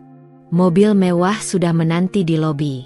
Ini bukan sedan hitam kemarin, melainkan limusin panjang berwarna putih mutiara, dihiasi rangkaian bunga mawar putih yang elegan. Perjalananku menuju tempat upacara terasa singkat namun penuh makna. Jalanan Jakarta yang padat hari itu terasa seperti lorong kehormatan yang mengantarku. Kami tiba di sebuah gedung megah yang lebih mirip istana daripada ballroom hotel. Lobi yang luas dipenuhi dekorasi bunga segar yang harum semerbak, dan ratusan tamu berbusana mewah sudah memenuhi ruangan, berbicara dengan bisikan-bisikan riuh. Mereka semua adalah relasi bisnis Nathaniel, orang-orang penting dari berbagai belahan dunia. Aku merasa kecil di tengah kerumunan itu, namun tekad di hatiku membimbingku. Ketika pintu aula utama terbuka, semua mata tertuju padaku. Musik orkestra yang lembut mulai mengalun. Lantai marmer putih mengilat, dan di ujung sana, di bawah kilauan lampu kristal yang tak terhitung jumlahnya, berdiri Nathaniel Aditama. Dia mengenakan tuxedo hitam yang pas di tubuhnya, membuatnya terlihat semakin berkarisma. Postur tubuhnya tegap, wajahnya serius namun ada ketenangan yang terpancar. Langkah demi langkah, aku berjalan di atas karpet merah, diiringi Bu Ratih yang mendampingiku. Aku mencoba mengingat semua pelajaran etiket, berjalan anggun tanpa tersandung. Pandanganku lurus ke depan, ke arah Nathaniel. Dia menatapku, tatapannya masih sulit kubaca, namun kali ini ada sedikit kelembutan yang samar di sana. Atau mungkin itu hanya perasaanku? Ketika aku sampai di depannya, dia mengulurkan tangan. Tangannya terasa hangat saat menggenggam jemariku yang dingin. Anda terlihat memukau, Lestari, bisiknya pelan, suaranya lebih rendah dari biasanya, hampir tak terdengar di tengah musik dan bisikan tamu. Itu adalah pujian pertama yang keluar langsung dari bibirnya, dan itu membuat pipiku merona. Upacara pernikahan berlangsung hikmat. Pendeta membacakan janji suci, dan kami mengulanginya satu persatu. Setiap kata terasa berat, namun juga penuh makna. Saat tiba giliranku mengucapkan janji, aku menatap Nathaniel. Matanya menatapku, dan kali ini, aku melihat kilatan yang berbeda. Kilatan harapan? Atau mungkin, sesuatu yang lebih dalam? Saya, Lestari, menerima Anda, Nathaniel Aditama, sebagai suami saya. Suaraku bergetar, namun aku mengucapkannya dengan keyakinan penuh. Ini adalah ikrar, bukan hanya di hadapan Tuhan dan para saksi, tapi juga di hadapan diriku sendiri. Aku memilih untuk menerima takdir ini, dan memilih untuk membuka hati. Nathaniel mengucapkan janji-janji itu dengan suara tegas dan jelas, tanpa keraguan. Ketika tiba saatnya bertukar cincin, tangannya lembut saat menyematkan cincin berlian di jari manisku. Aku melakukan hal yang sama padanya, merasakan cincin itu pas di jarinya yang kuat. Anda boleh mencium pengantin wanita, kata pendeta dengan senyum. Jantungku serasa ingin melompat keluar dari dadaku. Nathaniel menunduk, mendekatkan wajahnya. Aku bisa merasakan napasnya yang hangat. Ia mencium keningku dengan lembut, bukan di bibir. Itu adalah ciuman singkat, formal, namun di dalamnya ada sentuhan kelembutan yang tak terduga. Sebuah ciuman yang mengakhiri babak keterpaksaan, dan memulai babak baru yang penuh misteri dan harapan. Kami berbalik, menghadap para tamu. Senyum canggung terlukis di bibirku, sementara Nathaniel hanya tersenyum tipis, sebuah ekspresi yang sangat langka di wajahnya. Tepuk tangan riuh membahana di seluruh ruangan, mengiringi awal kisah kami sebagai suami istri. Lestari, si gadis desa, kini resmi menjadi Nyonya Aditama, dengan sebuah harapan kecil namun tulus yang menyertai setiap langkahnya. Malam itu, setelah resepsi yang panjang dan melelahkan, aku dan Nathaniel kembali ke penthouse miliknya, bukan lagi apartemen tempatku singgah. Penthouse ini jauh lebih besar, sebuah mahakarya arsitektur modern dengan pemandangan kota 360 derajat. Kemewahan di sini berlipat ganda, namun juga terasa lebih dingin. Para tamu telah bubar, staf sudah pulang, dan kami berdua akhirnya sendirian di tengah kemegahan yang sunyi. Aku melangkah masuk dengan gaun pengantin yang terasa berat, diikuti oleh Nathaniel. Ia melepas bau tai dan jaket tuksedonya, meletakkannya di sofa tanpa kata. Aku berdiri canggung di tengah ruang tamu, tak tahu harus berbuat apa. Selama ini, aku hanya memikirkan bagaimana caranya sampai di titik ini. Sekarang, kami sudah menikah. Apa selanjutnya? Nathaniel menoleh padaku. Tatapannya tak terbaca. Anda pasti lelah. Mira sudah menyiapkan pakaian ganti untuk Anda di kamar utama. Di sana juga ada kamar mandi pribadi. Suaranya datar, tanpa emosi yang jelas. Aku mengangguk, merasa sedikit kecewa dengan formalitas yang masih menyelimutinya. Aku berharap ada sedikit kehangatan, atau setidaknya obrolan ringan setelah hari yang begitu besar. Tapi tidak ada. Aku masuk ke kamar yang ditunjuknya, yang ternyata adalah kamar tidur utama, lengkap dengan ranjang super besar yang dihiasi tirai dan perabotan mewah. Sebuah piyama sutra telah tergeletak rapi di atas tempat tidur. Aku mengganti gaun pengantin yang indah namun membebani itu dengan piyama sutra yang lembut. Make up di wajahku kuhapus, dan rambutku yang disanggul kulepaskan. Saat kulihat pantulanku di cermin, Lestari si gadis desa kembali terlihat, sedikit lelah namun dengan mata yang lebih dalam. Ketika aku kembali ke ruang tamu, Nathaniel sudah mengenakan kaos oblong dan celana longgar. Ia duduk di sofa, memandang keluar jendela. Suasana terasa sangat canggung. Aku duduk di sofa yang terpisah darinya, menatap jemariku sendiri. Pernikahan ini adalah sebuah kesepakatan. Nathaniel memulai, suaranya pelan, memecah keheningan yang panjang. Aku menegang. Saya tahu ini mungkin berat bagi Anda. Tapi saya ingin Anda tahu, saya akan memenuhi semua tanggung jawab saya sebagai suami. Anda tidak akan kekurangan apapun. Kehidupan Anda akan terjamin. Aku menelan ludah. Kata-katanya terasa seperti sebuah kontrak bisnis, bukan janji pernikahan. Saya mengerti, Tuan Nathaniel, jawabku pelan. Dia menoleh padaku. Matanya masih tajam, namun ada sesuatu yang samar di sana, semacam kelelahan yang sama denganku. Panggil saya Nathaniel. Koreksinya, kita sudah menikah. Baik, Nathaniel, kataku, berusaha membiasakan diri dengan nama itu. Saya tahu Anda datang dari latar belakang yang berbeda, lanjutnya. Saya tidak akan memaksa Anda untuk berubah menjadi seseorang yang bukan diri Anda. Anda bisa tetap menjadi Lestari. Tapi Anda harus beradaptasi dengan lingkungan baru ini, dan juga dengan tanggung jawab sebagai Nyonya Aditama. Saya akan berusaha, ujarku tulus. Nathaniel mengangguk. Bagus. Saya menghargai itu.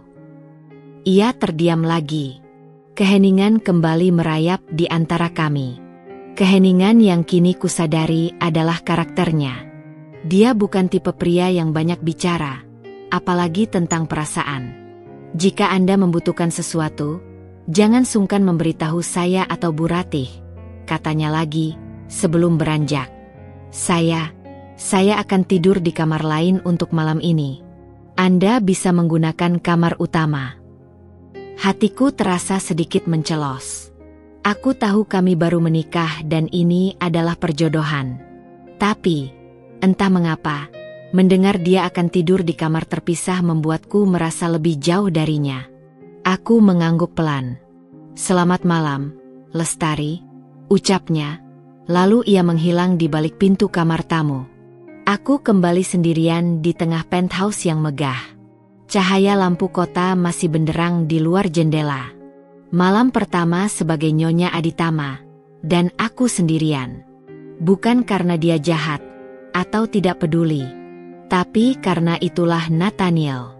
Pria dengan tembok yang tinggi, yang menunjukkan perhatiannya melalui tindakan tak langsung, dan bukan melalui kata-kata atau sentuhan.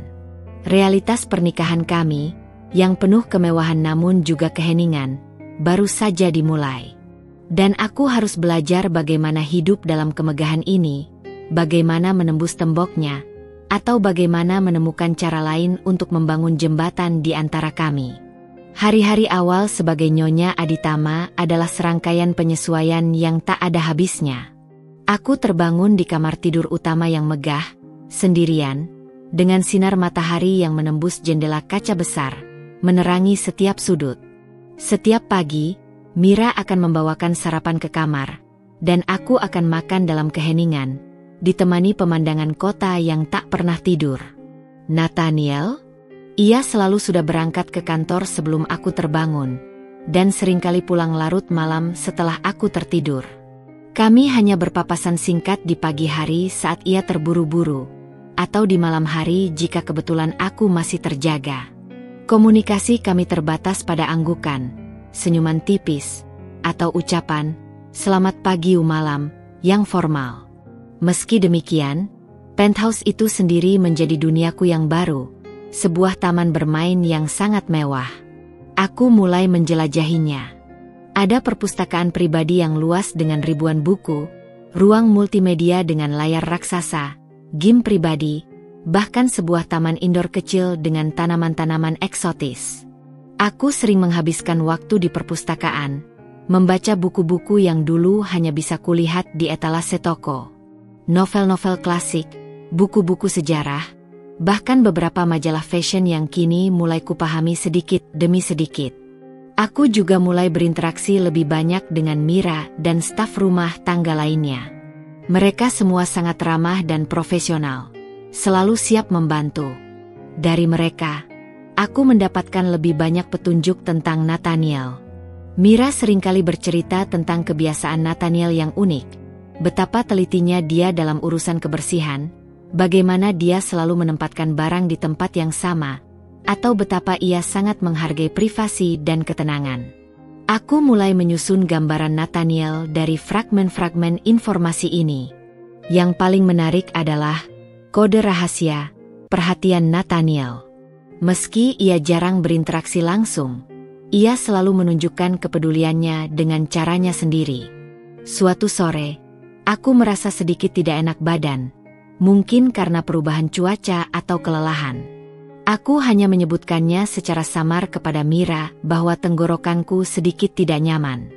Malam harinya, saat aku kembali ke kamar setelah makan malam sendirian, di meja samping tempat tidur sudah ada segelas air lemon madu hangat dan sebutir vitamin C.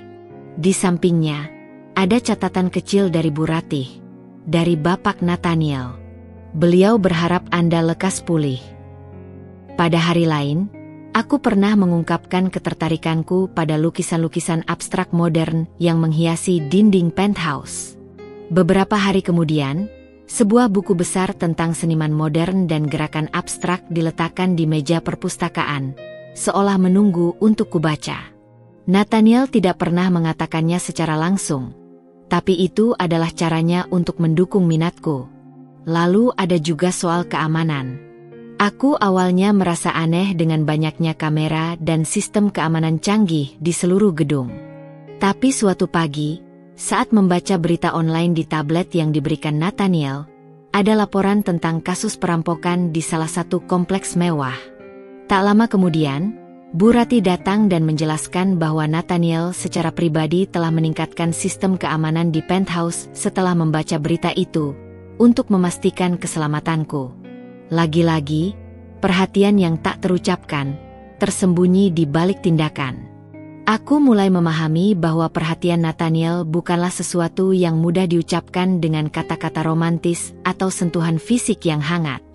Perhatiannya adalah tindakan, detail-detail kecil yang ia pastikan terpenuhi, kenyamanan yang ia berikan, dan perlindungan yang ia tawarkan. Itu adalah caranya mencintai dan memanjakan, sebuah bahasa cinta yang baru bagiku, yang harus kupelajari dan kuartikan sendiri. Meski begitu, keheningan di antara kami tetap menjadi tantangan. Aku merindukan percakapan yang mendalam, tawa yang lepas, atau sekadar berbagi cerita tentang hari kami.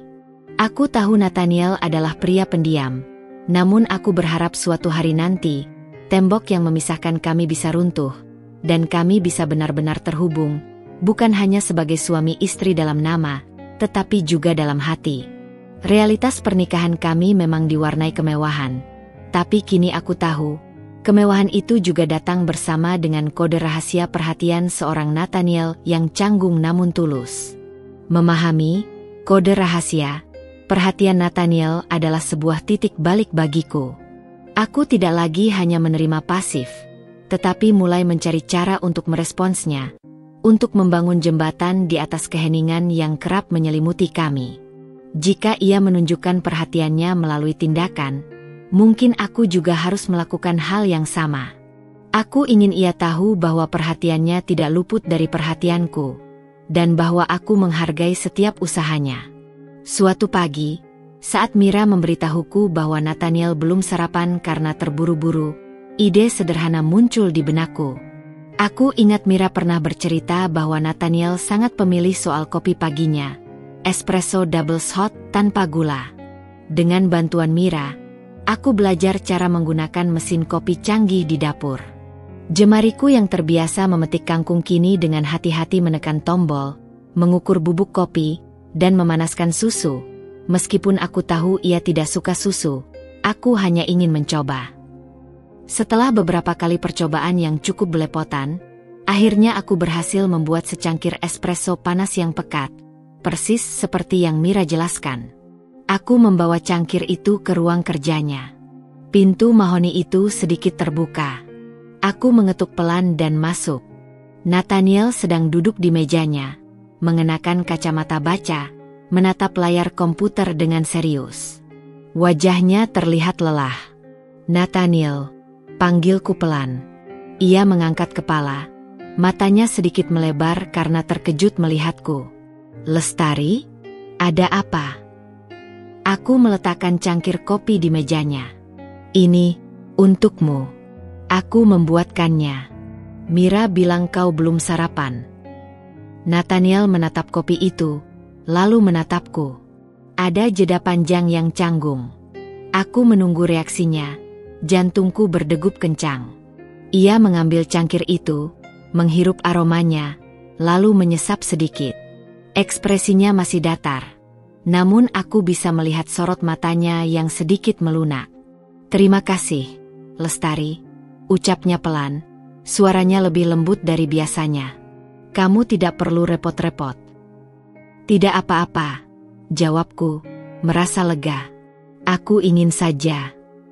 Ia mengangguk, lalu kembali menatap layar komputernya. Aku tahu percakapan ini singkat, tapi bagiku, itu adalah langkah besar. Kejadian serupa terjadi lagi beberapa hari kemudian. Nathaniel tampak sangat fokus dengan sebuah laporan keuangan di meja ruang tamu. Aku ingat Mira pernah bercerita bahwa Nathaniel sangat suka camilan ringan saat bekerja, khususnya dark chocolate. Diam-diam, aku meminta Mira untuk menyiapkan dark chocolate dan air putih. Aku meletakkannya di sampingnya saat ia sedang sibuk menelepon. Ia hanya melirikku dan mengangguk kecil. Tapi aku bisa melihat senyum tipis yang tersungging di bibirnya saat ia mengambil sepotong coklat itu. Aku juga mencoba hal-hal lain yang kuharap bisa membuatnya nyaman. Aku mulai memperhatikan pola kerjanya. Jika ia pulang larut malam dan terlihat sangat lelah, aku akan meminta Mira menyiapkan teh herbal hangat di meja samping ranjangnya sebelum ia tidur. Aku tidak menunggu untuk berinteraksi langsung. Hanya melakukan tindakan kecil yang kuharap bisa ia rasakan. Meskipun responsnya selalu minimal, hanya anggukan, senyum tipis, atau ucapan terima kasih yang singkat, aku bisa merasakan perubahan. Ada sedikit kelembutan di matanya saat kami berpapasan. Keheningan di antara kami tidak lagi terasa seseram dulu. Itu adalah keheningan yang penuh pemahaman, di mana kami saling berkomunikasi melalui tindakan-tindakan kecil. Aku mulai merasa bahwa di balik temboknya, Nathaniel mulai membuka celah kecil. Aku merasa nyaman dengan dinamika ini. Aku tidak memaksanya menjadi seseorang yang bukan dirinya, dan ia pun tidak memaksaku. Kami menemukan bahasa kami sendiri, sebuah jembatan yang dibangun dari perhatian diam-diam dan sentuhan tulus. Aku tahu ini adalah proses yang panjang, tapi setiap langkah kecil terasa berharga. Aku yakin, seiring waktu, jembatan ini akan semakin kokoh, dan keheningan di antara kami akan terisi dengan pemahaman yang lebih dalam. Jembatan komunikasi yang kubangun dengan Nathaniel, meski masih sunyi dan hanya terdiri dari isyarat-isyarat halus, perlahan mulai terasa kokoh.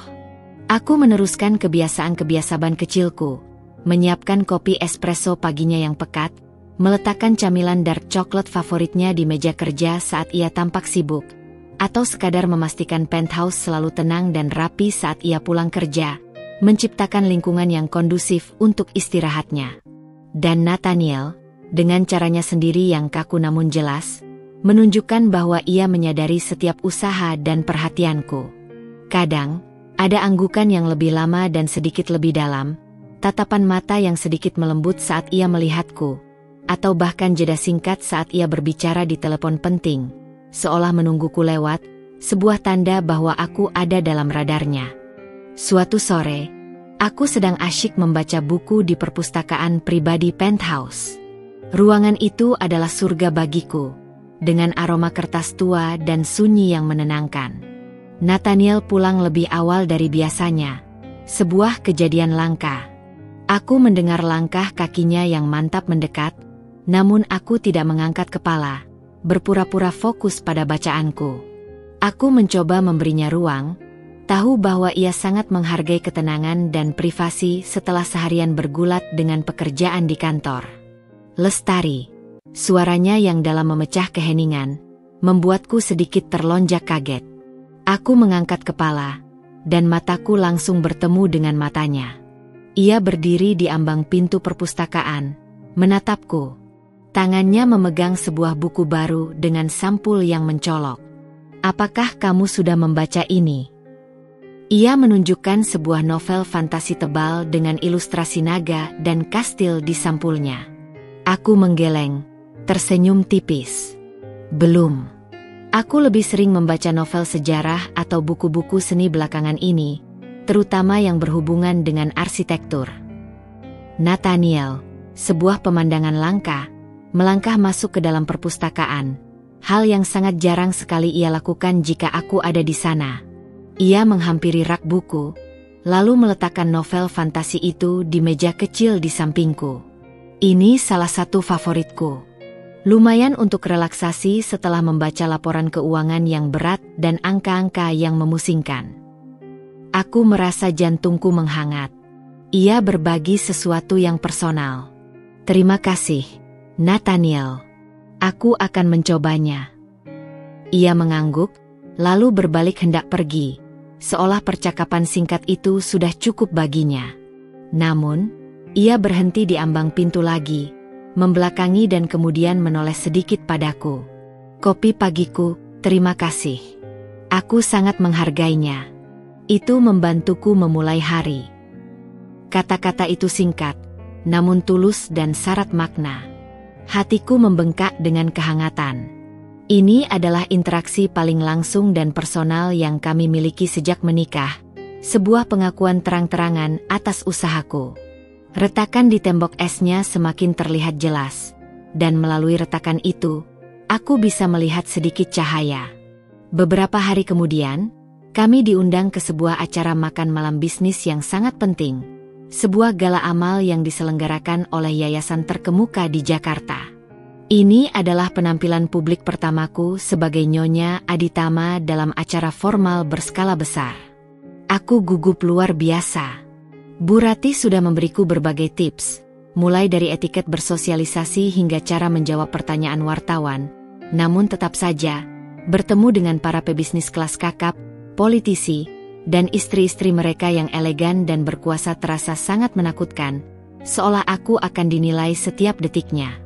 Saat kami tiba di lokasi, sebuah ballroom mewah di Hotel Bintang 5 yang berkilauan, kilatan kamera blitz langsung menyambar tanpa henti, membutakan pandanganku sesaat. Nathaniel menggandeng tanganku dengan mantap, genggamannya kuat dan menenangkan, seolah ingin memberiku kekuatan dan perlindungan. Aku merasa sedikit terlindungi dan aman di sampingnya, meski jantungku masih berdebar kencang. Di dalam acara, aku mencoba bersikap sebaik mungkin, mengingat semua pelajaran etiket yang telah kuterima. Nathaniel memperkenalkanku kepada kolega-koleganya. Ini istri saya, Lestari, katanya dengan nada bangga yang samar, namun aku bisa merasakannya. Aku berusaha tersenyum ramah dan mengangguk sopan, sesekali mengucapkan kalimat sapaan yang telah kuhafalkan. Banyak yang menatapku dengan rasa ingin tahu, beberapa dengan tatapan kagum, namun tak sedikit pula yang memandangku dengan pandangan meremehkan atau sinis yang tak luput dari penglihatanku. Mereka berbisik-bisik, mungkin bertanya-tanya siapa gadis desa ini yang tiba-tiba menjadi Nyonya Aditama. Seorang pengusaha wanita parubaya yang terlihat sangat berpengaruh, Nyonya Karina, dengan tatanan rambut yang sempurna dan perhiasan berkilauan di seluruh tubuhnya, mendekatiku dengan senyum sinis yang tak sampai ke mata. Jadi, Anda Nyonya Aditama yang baru? Saya dengar Anda dari desa? Pasti ini perubahan besar bagi Anda, bukan? Dunia kami sangat berbeda dari yang Anda kenal. Nadanya terdengar jelas meremehkan dan menusuk. Sebelum aku sempat menjawab, lidahku terasa keluh dan aku tidak tahu harus berkata apa. Nathaniel melangkah sedikit ke depan, seolah-olah ia memposisikan dirinya di antara aku dan Nyonya Karina, secara fisik melindungiku. Wajahnya yang semula formal kini menampilkan ekspresi tegas yang dingin. Nyonya Karina, ujarnya dengan suara rendah namun jelas, penuh otoritas. Lestari adalah wanita yang kuat dan cerdas. Dia beradaptasi dengan sangat baik dan memiliki pemikiran yang jauh lebih matang dari yang Anda bayangkan. Ia berhenti sejenak, tatapannya menajam. Dan asal-usulnya justru membuatnya menjadi pribadi yang otentik dan berintegritas. sesuatu yang langka dan sangat berharga di lingkungan kita yang seringkali penuh kepalsuan. Kata-kata Nathaniel membuatku terkesiap. Ia membelaku. Di depan umum, di depan salah satu relasi bisnisnya yang penting. Wajah Nyonya Karina sedikit memerah karena terkejut dan mungkin malu dengan respons tajam Nathaniel. Ia lalu beralih topik pembicaraan dengan canggung dan segera undur diri. Nathaniel menoleh padaku, dan untuk pertama kalinya, aku melihatnya tersenyum. Sebuah senyuman tipis, sangat jarang, namun itu adalah senyuman yang tulus, yang mencapai matanya dan membuat mata coklat gelapnya berbinar hangat. Senyuman itu seolah berkata, "Kamu baik-baik saja. Aku bersamamu. Jangan khawatir." Sebuah senyuman yang begitu berharga dan akan selalu membekas di hatiku. Saat itu juga, di tengah gemerlap lampu kristal, keramaian para tamu, dan bisikan-bisikan orang, aku tahu bahwa ikrar yang kuucapkan di altar bukan hanya sekadar formalitas. Ada ikatan yang tulus di antara kami, yang tumbuh dari perhatian diam-diam dan perlindungan yang tak terucapkan. Tembok es Nathaniel kini tidak hanya retak, tapi sebagian besar sudah mencair, memperlihatkan kehangatan, ketulusan, dan rasa peduli yang selama ini ia sembunyikan rapat-rapat. Dan aku, Lestari, merasa hatiku benar-benar terbuka lebar untuk pria yang kini menjadi suamiku. Aku tahu, kisah kami baru saja dimulai, dan akan ada banyak hal yang harus kami hadapi bersama, namun aku tidak lagi takut. Setelah insiden di acara makan malam bisnis, di mana Nathaniel tanpa ragu membelaku di depan Nyonya Karina, hubungan kami, atau setidaknya perasaanku terhadapnya, terasa jauh lebih cair dan nyata. Senyuman tipis Nathaniel yang langka namun tulus, dan pembelaannya yang tak terduga, adalah titik balik yang mengukir kesan dalam di hatiku. Aku tidak lagi melihatnya hanya sebagai bos yang dingin, atau kewajiban yang harus kupenuhi karena sebuah perjodohan. Dia adalah suamiku, seorang pria yang, meskipun canggung dalam berekspresi, peduli padaku dengan caranya sendiri yang unik. Keinginanku untuk mengenalnya lebih jauh, melampaui sekadar rasa penasaran, semakin kuat. Aku ingin memahami siapa Nathaniel Aditama sebenarnya, termasuk masa lalunya yang mungkin telah membentuknya menjadi pria yang pendiam dan tertutup seperti sekarang. Beberapa hari setelah acara itu, dorongan untuk mencari tahu lebih dalam semakin besar. Aku memutuskan untuk mengunjungi perpustakaan pribadi Nathaniel lagi. Kali ini, niatku bukan hanya sekadar membaca buku-buku acak untuk mengisi waktu, tetapi mencari petunjuk, kepingan puzzle yang bisa mengungkap sosok di balik tembok esnya. Aku ingat Bu Ratih pernah mengatakan bahwa ia mengambil alih bisnis setelah ayahnya meninggal di usia yang sangat muda. Sebuah pertanyaan mengusikku. Bagaimana rasanya kehilangan orang tua di usia yang begitu rentan, sambil harus memikul beban perusahaan sebesar Aditama Group yang merupakan warisan keluarga? Bagaimana ia mengatasinya seorang diri? Aku memeriksa rak-rak buku dengan saksama, menggeser deretan novel dan buku bisnis, mencari sesuatu yang mungkin terkait dengan sejarah keluarga atau mungkin buku-buku yang tampaknya sering dibaca oleh almarhum ayahnya. Tidak banyak yang ku menemukan secara spesifik. Namun ada sebuah album foto tua yang menarik perhatianku. Album itu terselip di antara buku-buku bisnis kuno, di bagian paling atas rak yang jarang terjamah, seolah sengaja disembunyikan atau terlupakan. Album itu terlihat usang, dengan sampul kulit yang sedikit terkelupas di beberapa sudut, dan warnanya sudah memudar termakan waktu. Dengan hati-hati, aku meraihnya, merasakan debu tipis di permukaannya. Di dalamnya, aku menemukan harta karun berupa foto-foto masa kecil Nathaniel.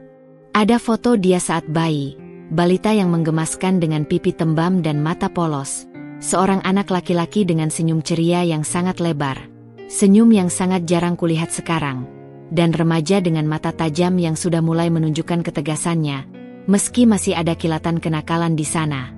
Ia sering terlihat bersama seorang pria parubaya yang berwibawa, yang kuasumsikan adalah ayahnya, dan seorang wanita anggun dengan senyum hangat yang pasti ibunya. Keluarga yang terlihat begitu harmonis dan bahagia. Ada satu halaman yang menarik perhatianku lebih dalam. Sebuah foto Nathaniel kecil, mungkin berusia sekitar 5 atau 6 tahun, sedang memegang sebuah pesawat terbang mainan di taman penthouse yang luas. Ia tersenyum sangat lebar. Tawa riangnya seolah terdengar dari foto itu, menggetarkan hatiku. Di balik foto itu, dengan tulisan tangan yang indah dan rapi, tertulis, "My Adventurous Little Pilot. Love, Mama." Saat itu juga, sebuah pertanyaan muncul di benakku, pertanyaan yang menusuk. Mengapa ia tidak pernah tersenyum selebar itu lagi? Apa yang membuatnya kehilangan tawa itu? Di halaman berikutnya, ada foto keluarga lengkap. Nathaniel remaja, ayah dan ibunya, serta seorang gadis kecil berambut ikal yang manis, adiknya. Foto itu diambil di tepi laut, dengan senja sebagai latar belakang, memancarkan kehangatan yang mendalam. Mereka terlihat sangat bahagia, memeluk satu sama lain, tawa mereka seolah tertangkap kamera. Aku bertanya-tanya, di mana adiknya sekarang? Bu Ratih tidak pernah menyebutkannya, dan aku belum pernah melihatnya di acara manapun. Saat aku terus membolak-balik halaman, album itu tiba-tiba berhenti. Halaman-halaman terakhir kosong, bersih tanpa satu foto pun, seolah ada bagian penting dari cerita yang terputus di tengah jalan. Foto terakhir yang ada hanyalah foto ayah Nathaniel yang sedang tersenyum ke arah kamera, ekspresi yang penuh ketenangan. Setelah itu, tidak ada lagi foto keluarga, tidak ada lagi potret kebersamaan. Aku menyadari bahwa ini adalah album yang berakhir tiba-tiba, mungkin setelah tragedi besar yang mengubah seluruh hidup Nathaniel, memaksanya tumbuh terlalu cepat. Aku duduk di sofa, memegang album usang itu di pangkuanku, merasakan beratnya kisah yang tersimpan di dalamnya. Di tangan yang satu lagi, tergenggam novel fantasi yang diberikannya kepadaku beberapa hari yang lalu. Perpaduan antara masa lalu yang riang dan masa kini yang penuh tanggung jawab. Aku mulai memahami sedikit demi sedikit, bahwa di balik temboknya, di balik mata tajam yang jarang menunjukkan emosi, ada seorang Nathaniel yang pernah merasakan kebahagiaan murni, yang pernah punya mimpi-mimpi masa kecil, dan yang mungkin mengalami kehilangan yang sangat besar, kehilangan yang tak hanya merenggut orang yang dicintainya, tetapi juga sebagian dari jiwanya. Beban masa lalu itu, ditambah dengan tanggung jawab raksasa yang datang terlalu cepat dan tanpa persiapan, mungkin yang membentuknya menjadi pria pendiam dan formal seperti sekarang. Melihat foto-foto itu, hatiku dipenuhi rasa simpati yang mendalam, seolah aku bisa merasakan sedikit dari rasa sakitnya. Nathaniel bukan hanya suamiku karena perjodohan. Dia adalah seorang manusia dengan kisah hidupnya sendiri, dengan luka-luka yang mungkin belum sembuh, dan kesepian yang tak terungkapkan. Dan aku, Lestari, ingin menjadi bagian dari kisahnya, ingin membantunya menemukan kembali senyum lebar yang pernah ia miliki. Rasa ingin tahu yang tadinya hanya sebatas permukaan, kini bercampur dengan keinginan untuk menyembuhkan, untuk menjadi tempat ia bisa menemukan kedamaian yang sesungguhnya. Aku ingin menembus tembok terakhir yang masih berdiri di antara kami, bukan dengan paksaan, tapi dengan pengertian dan ketulusan.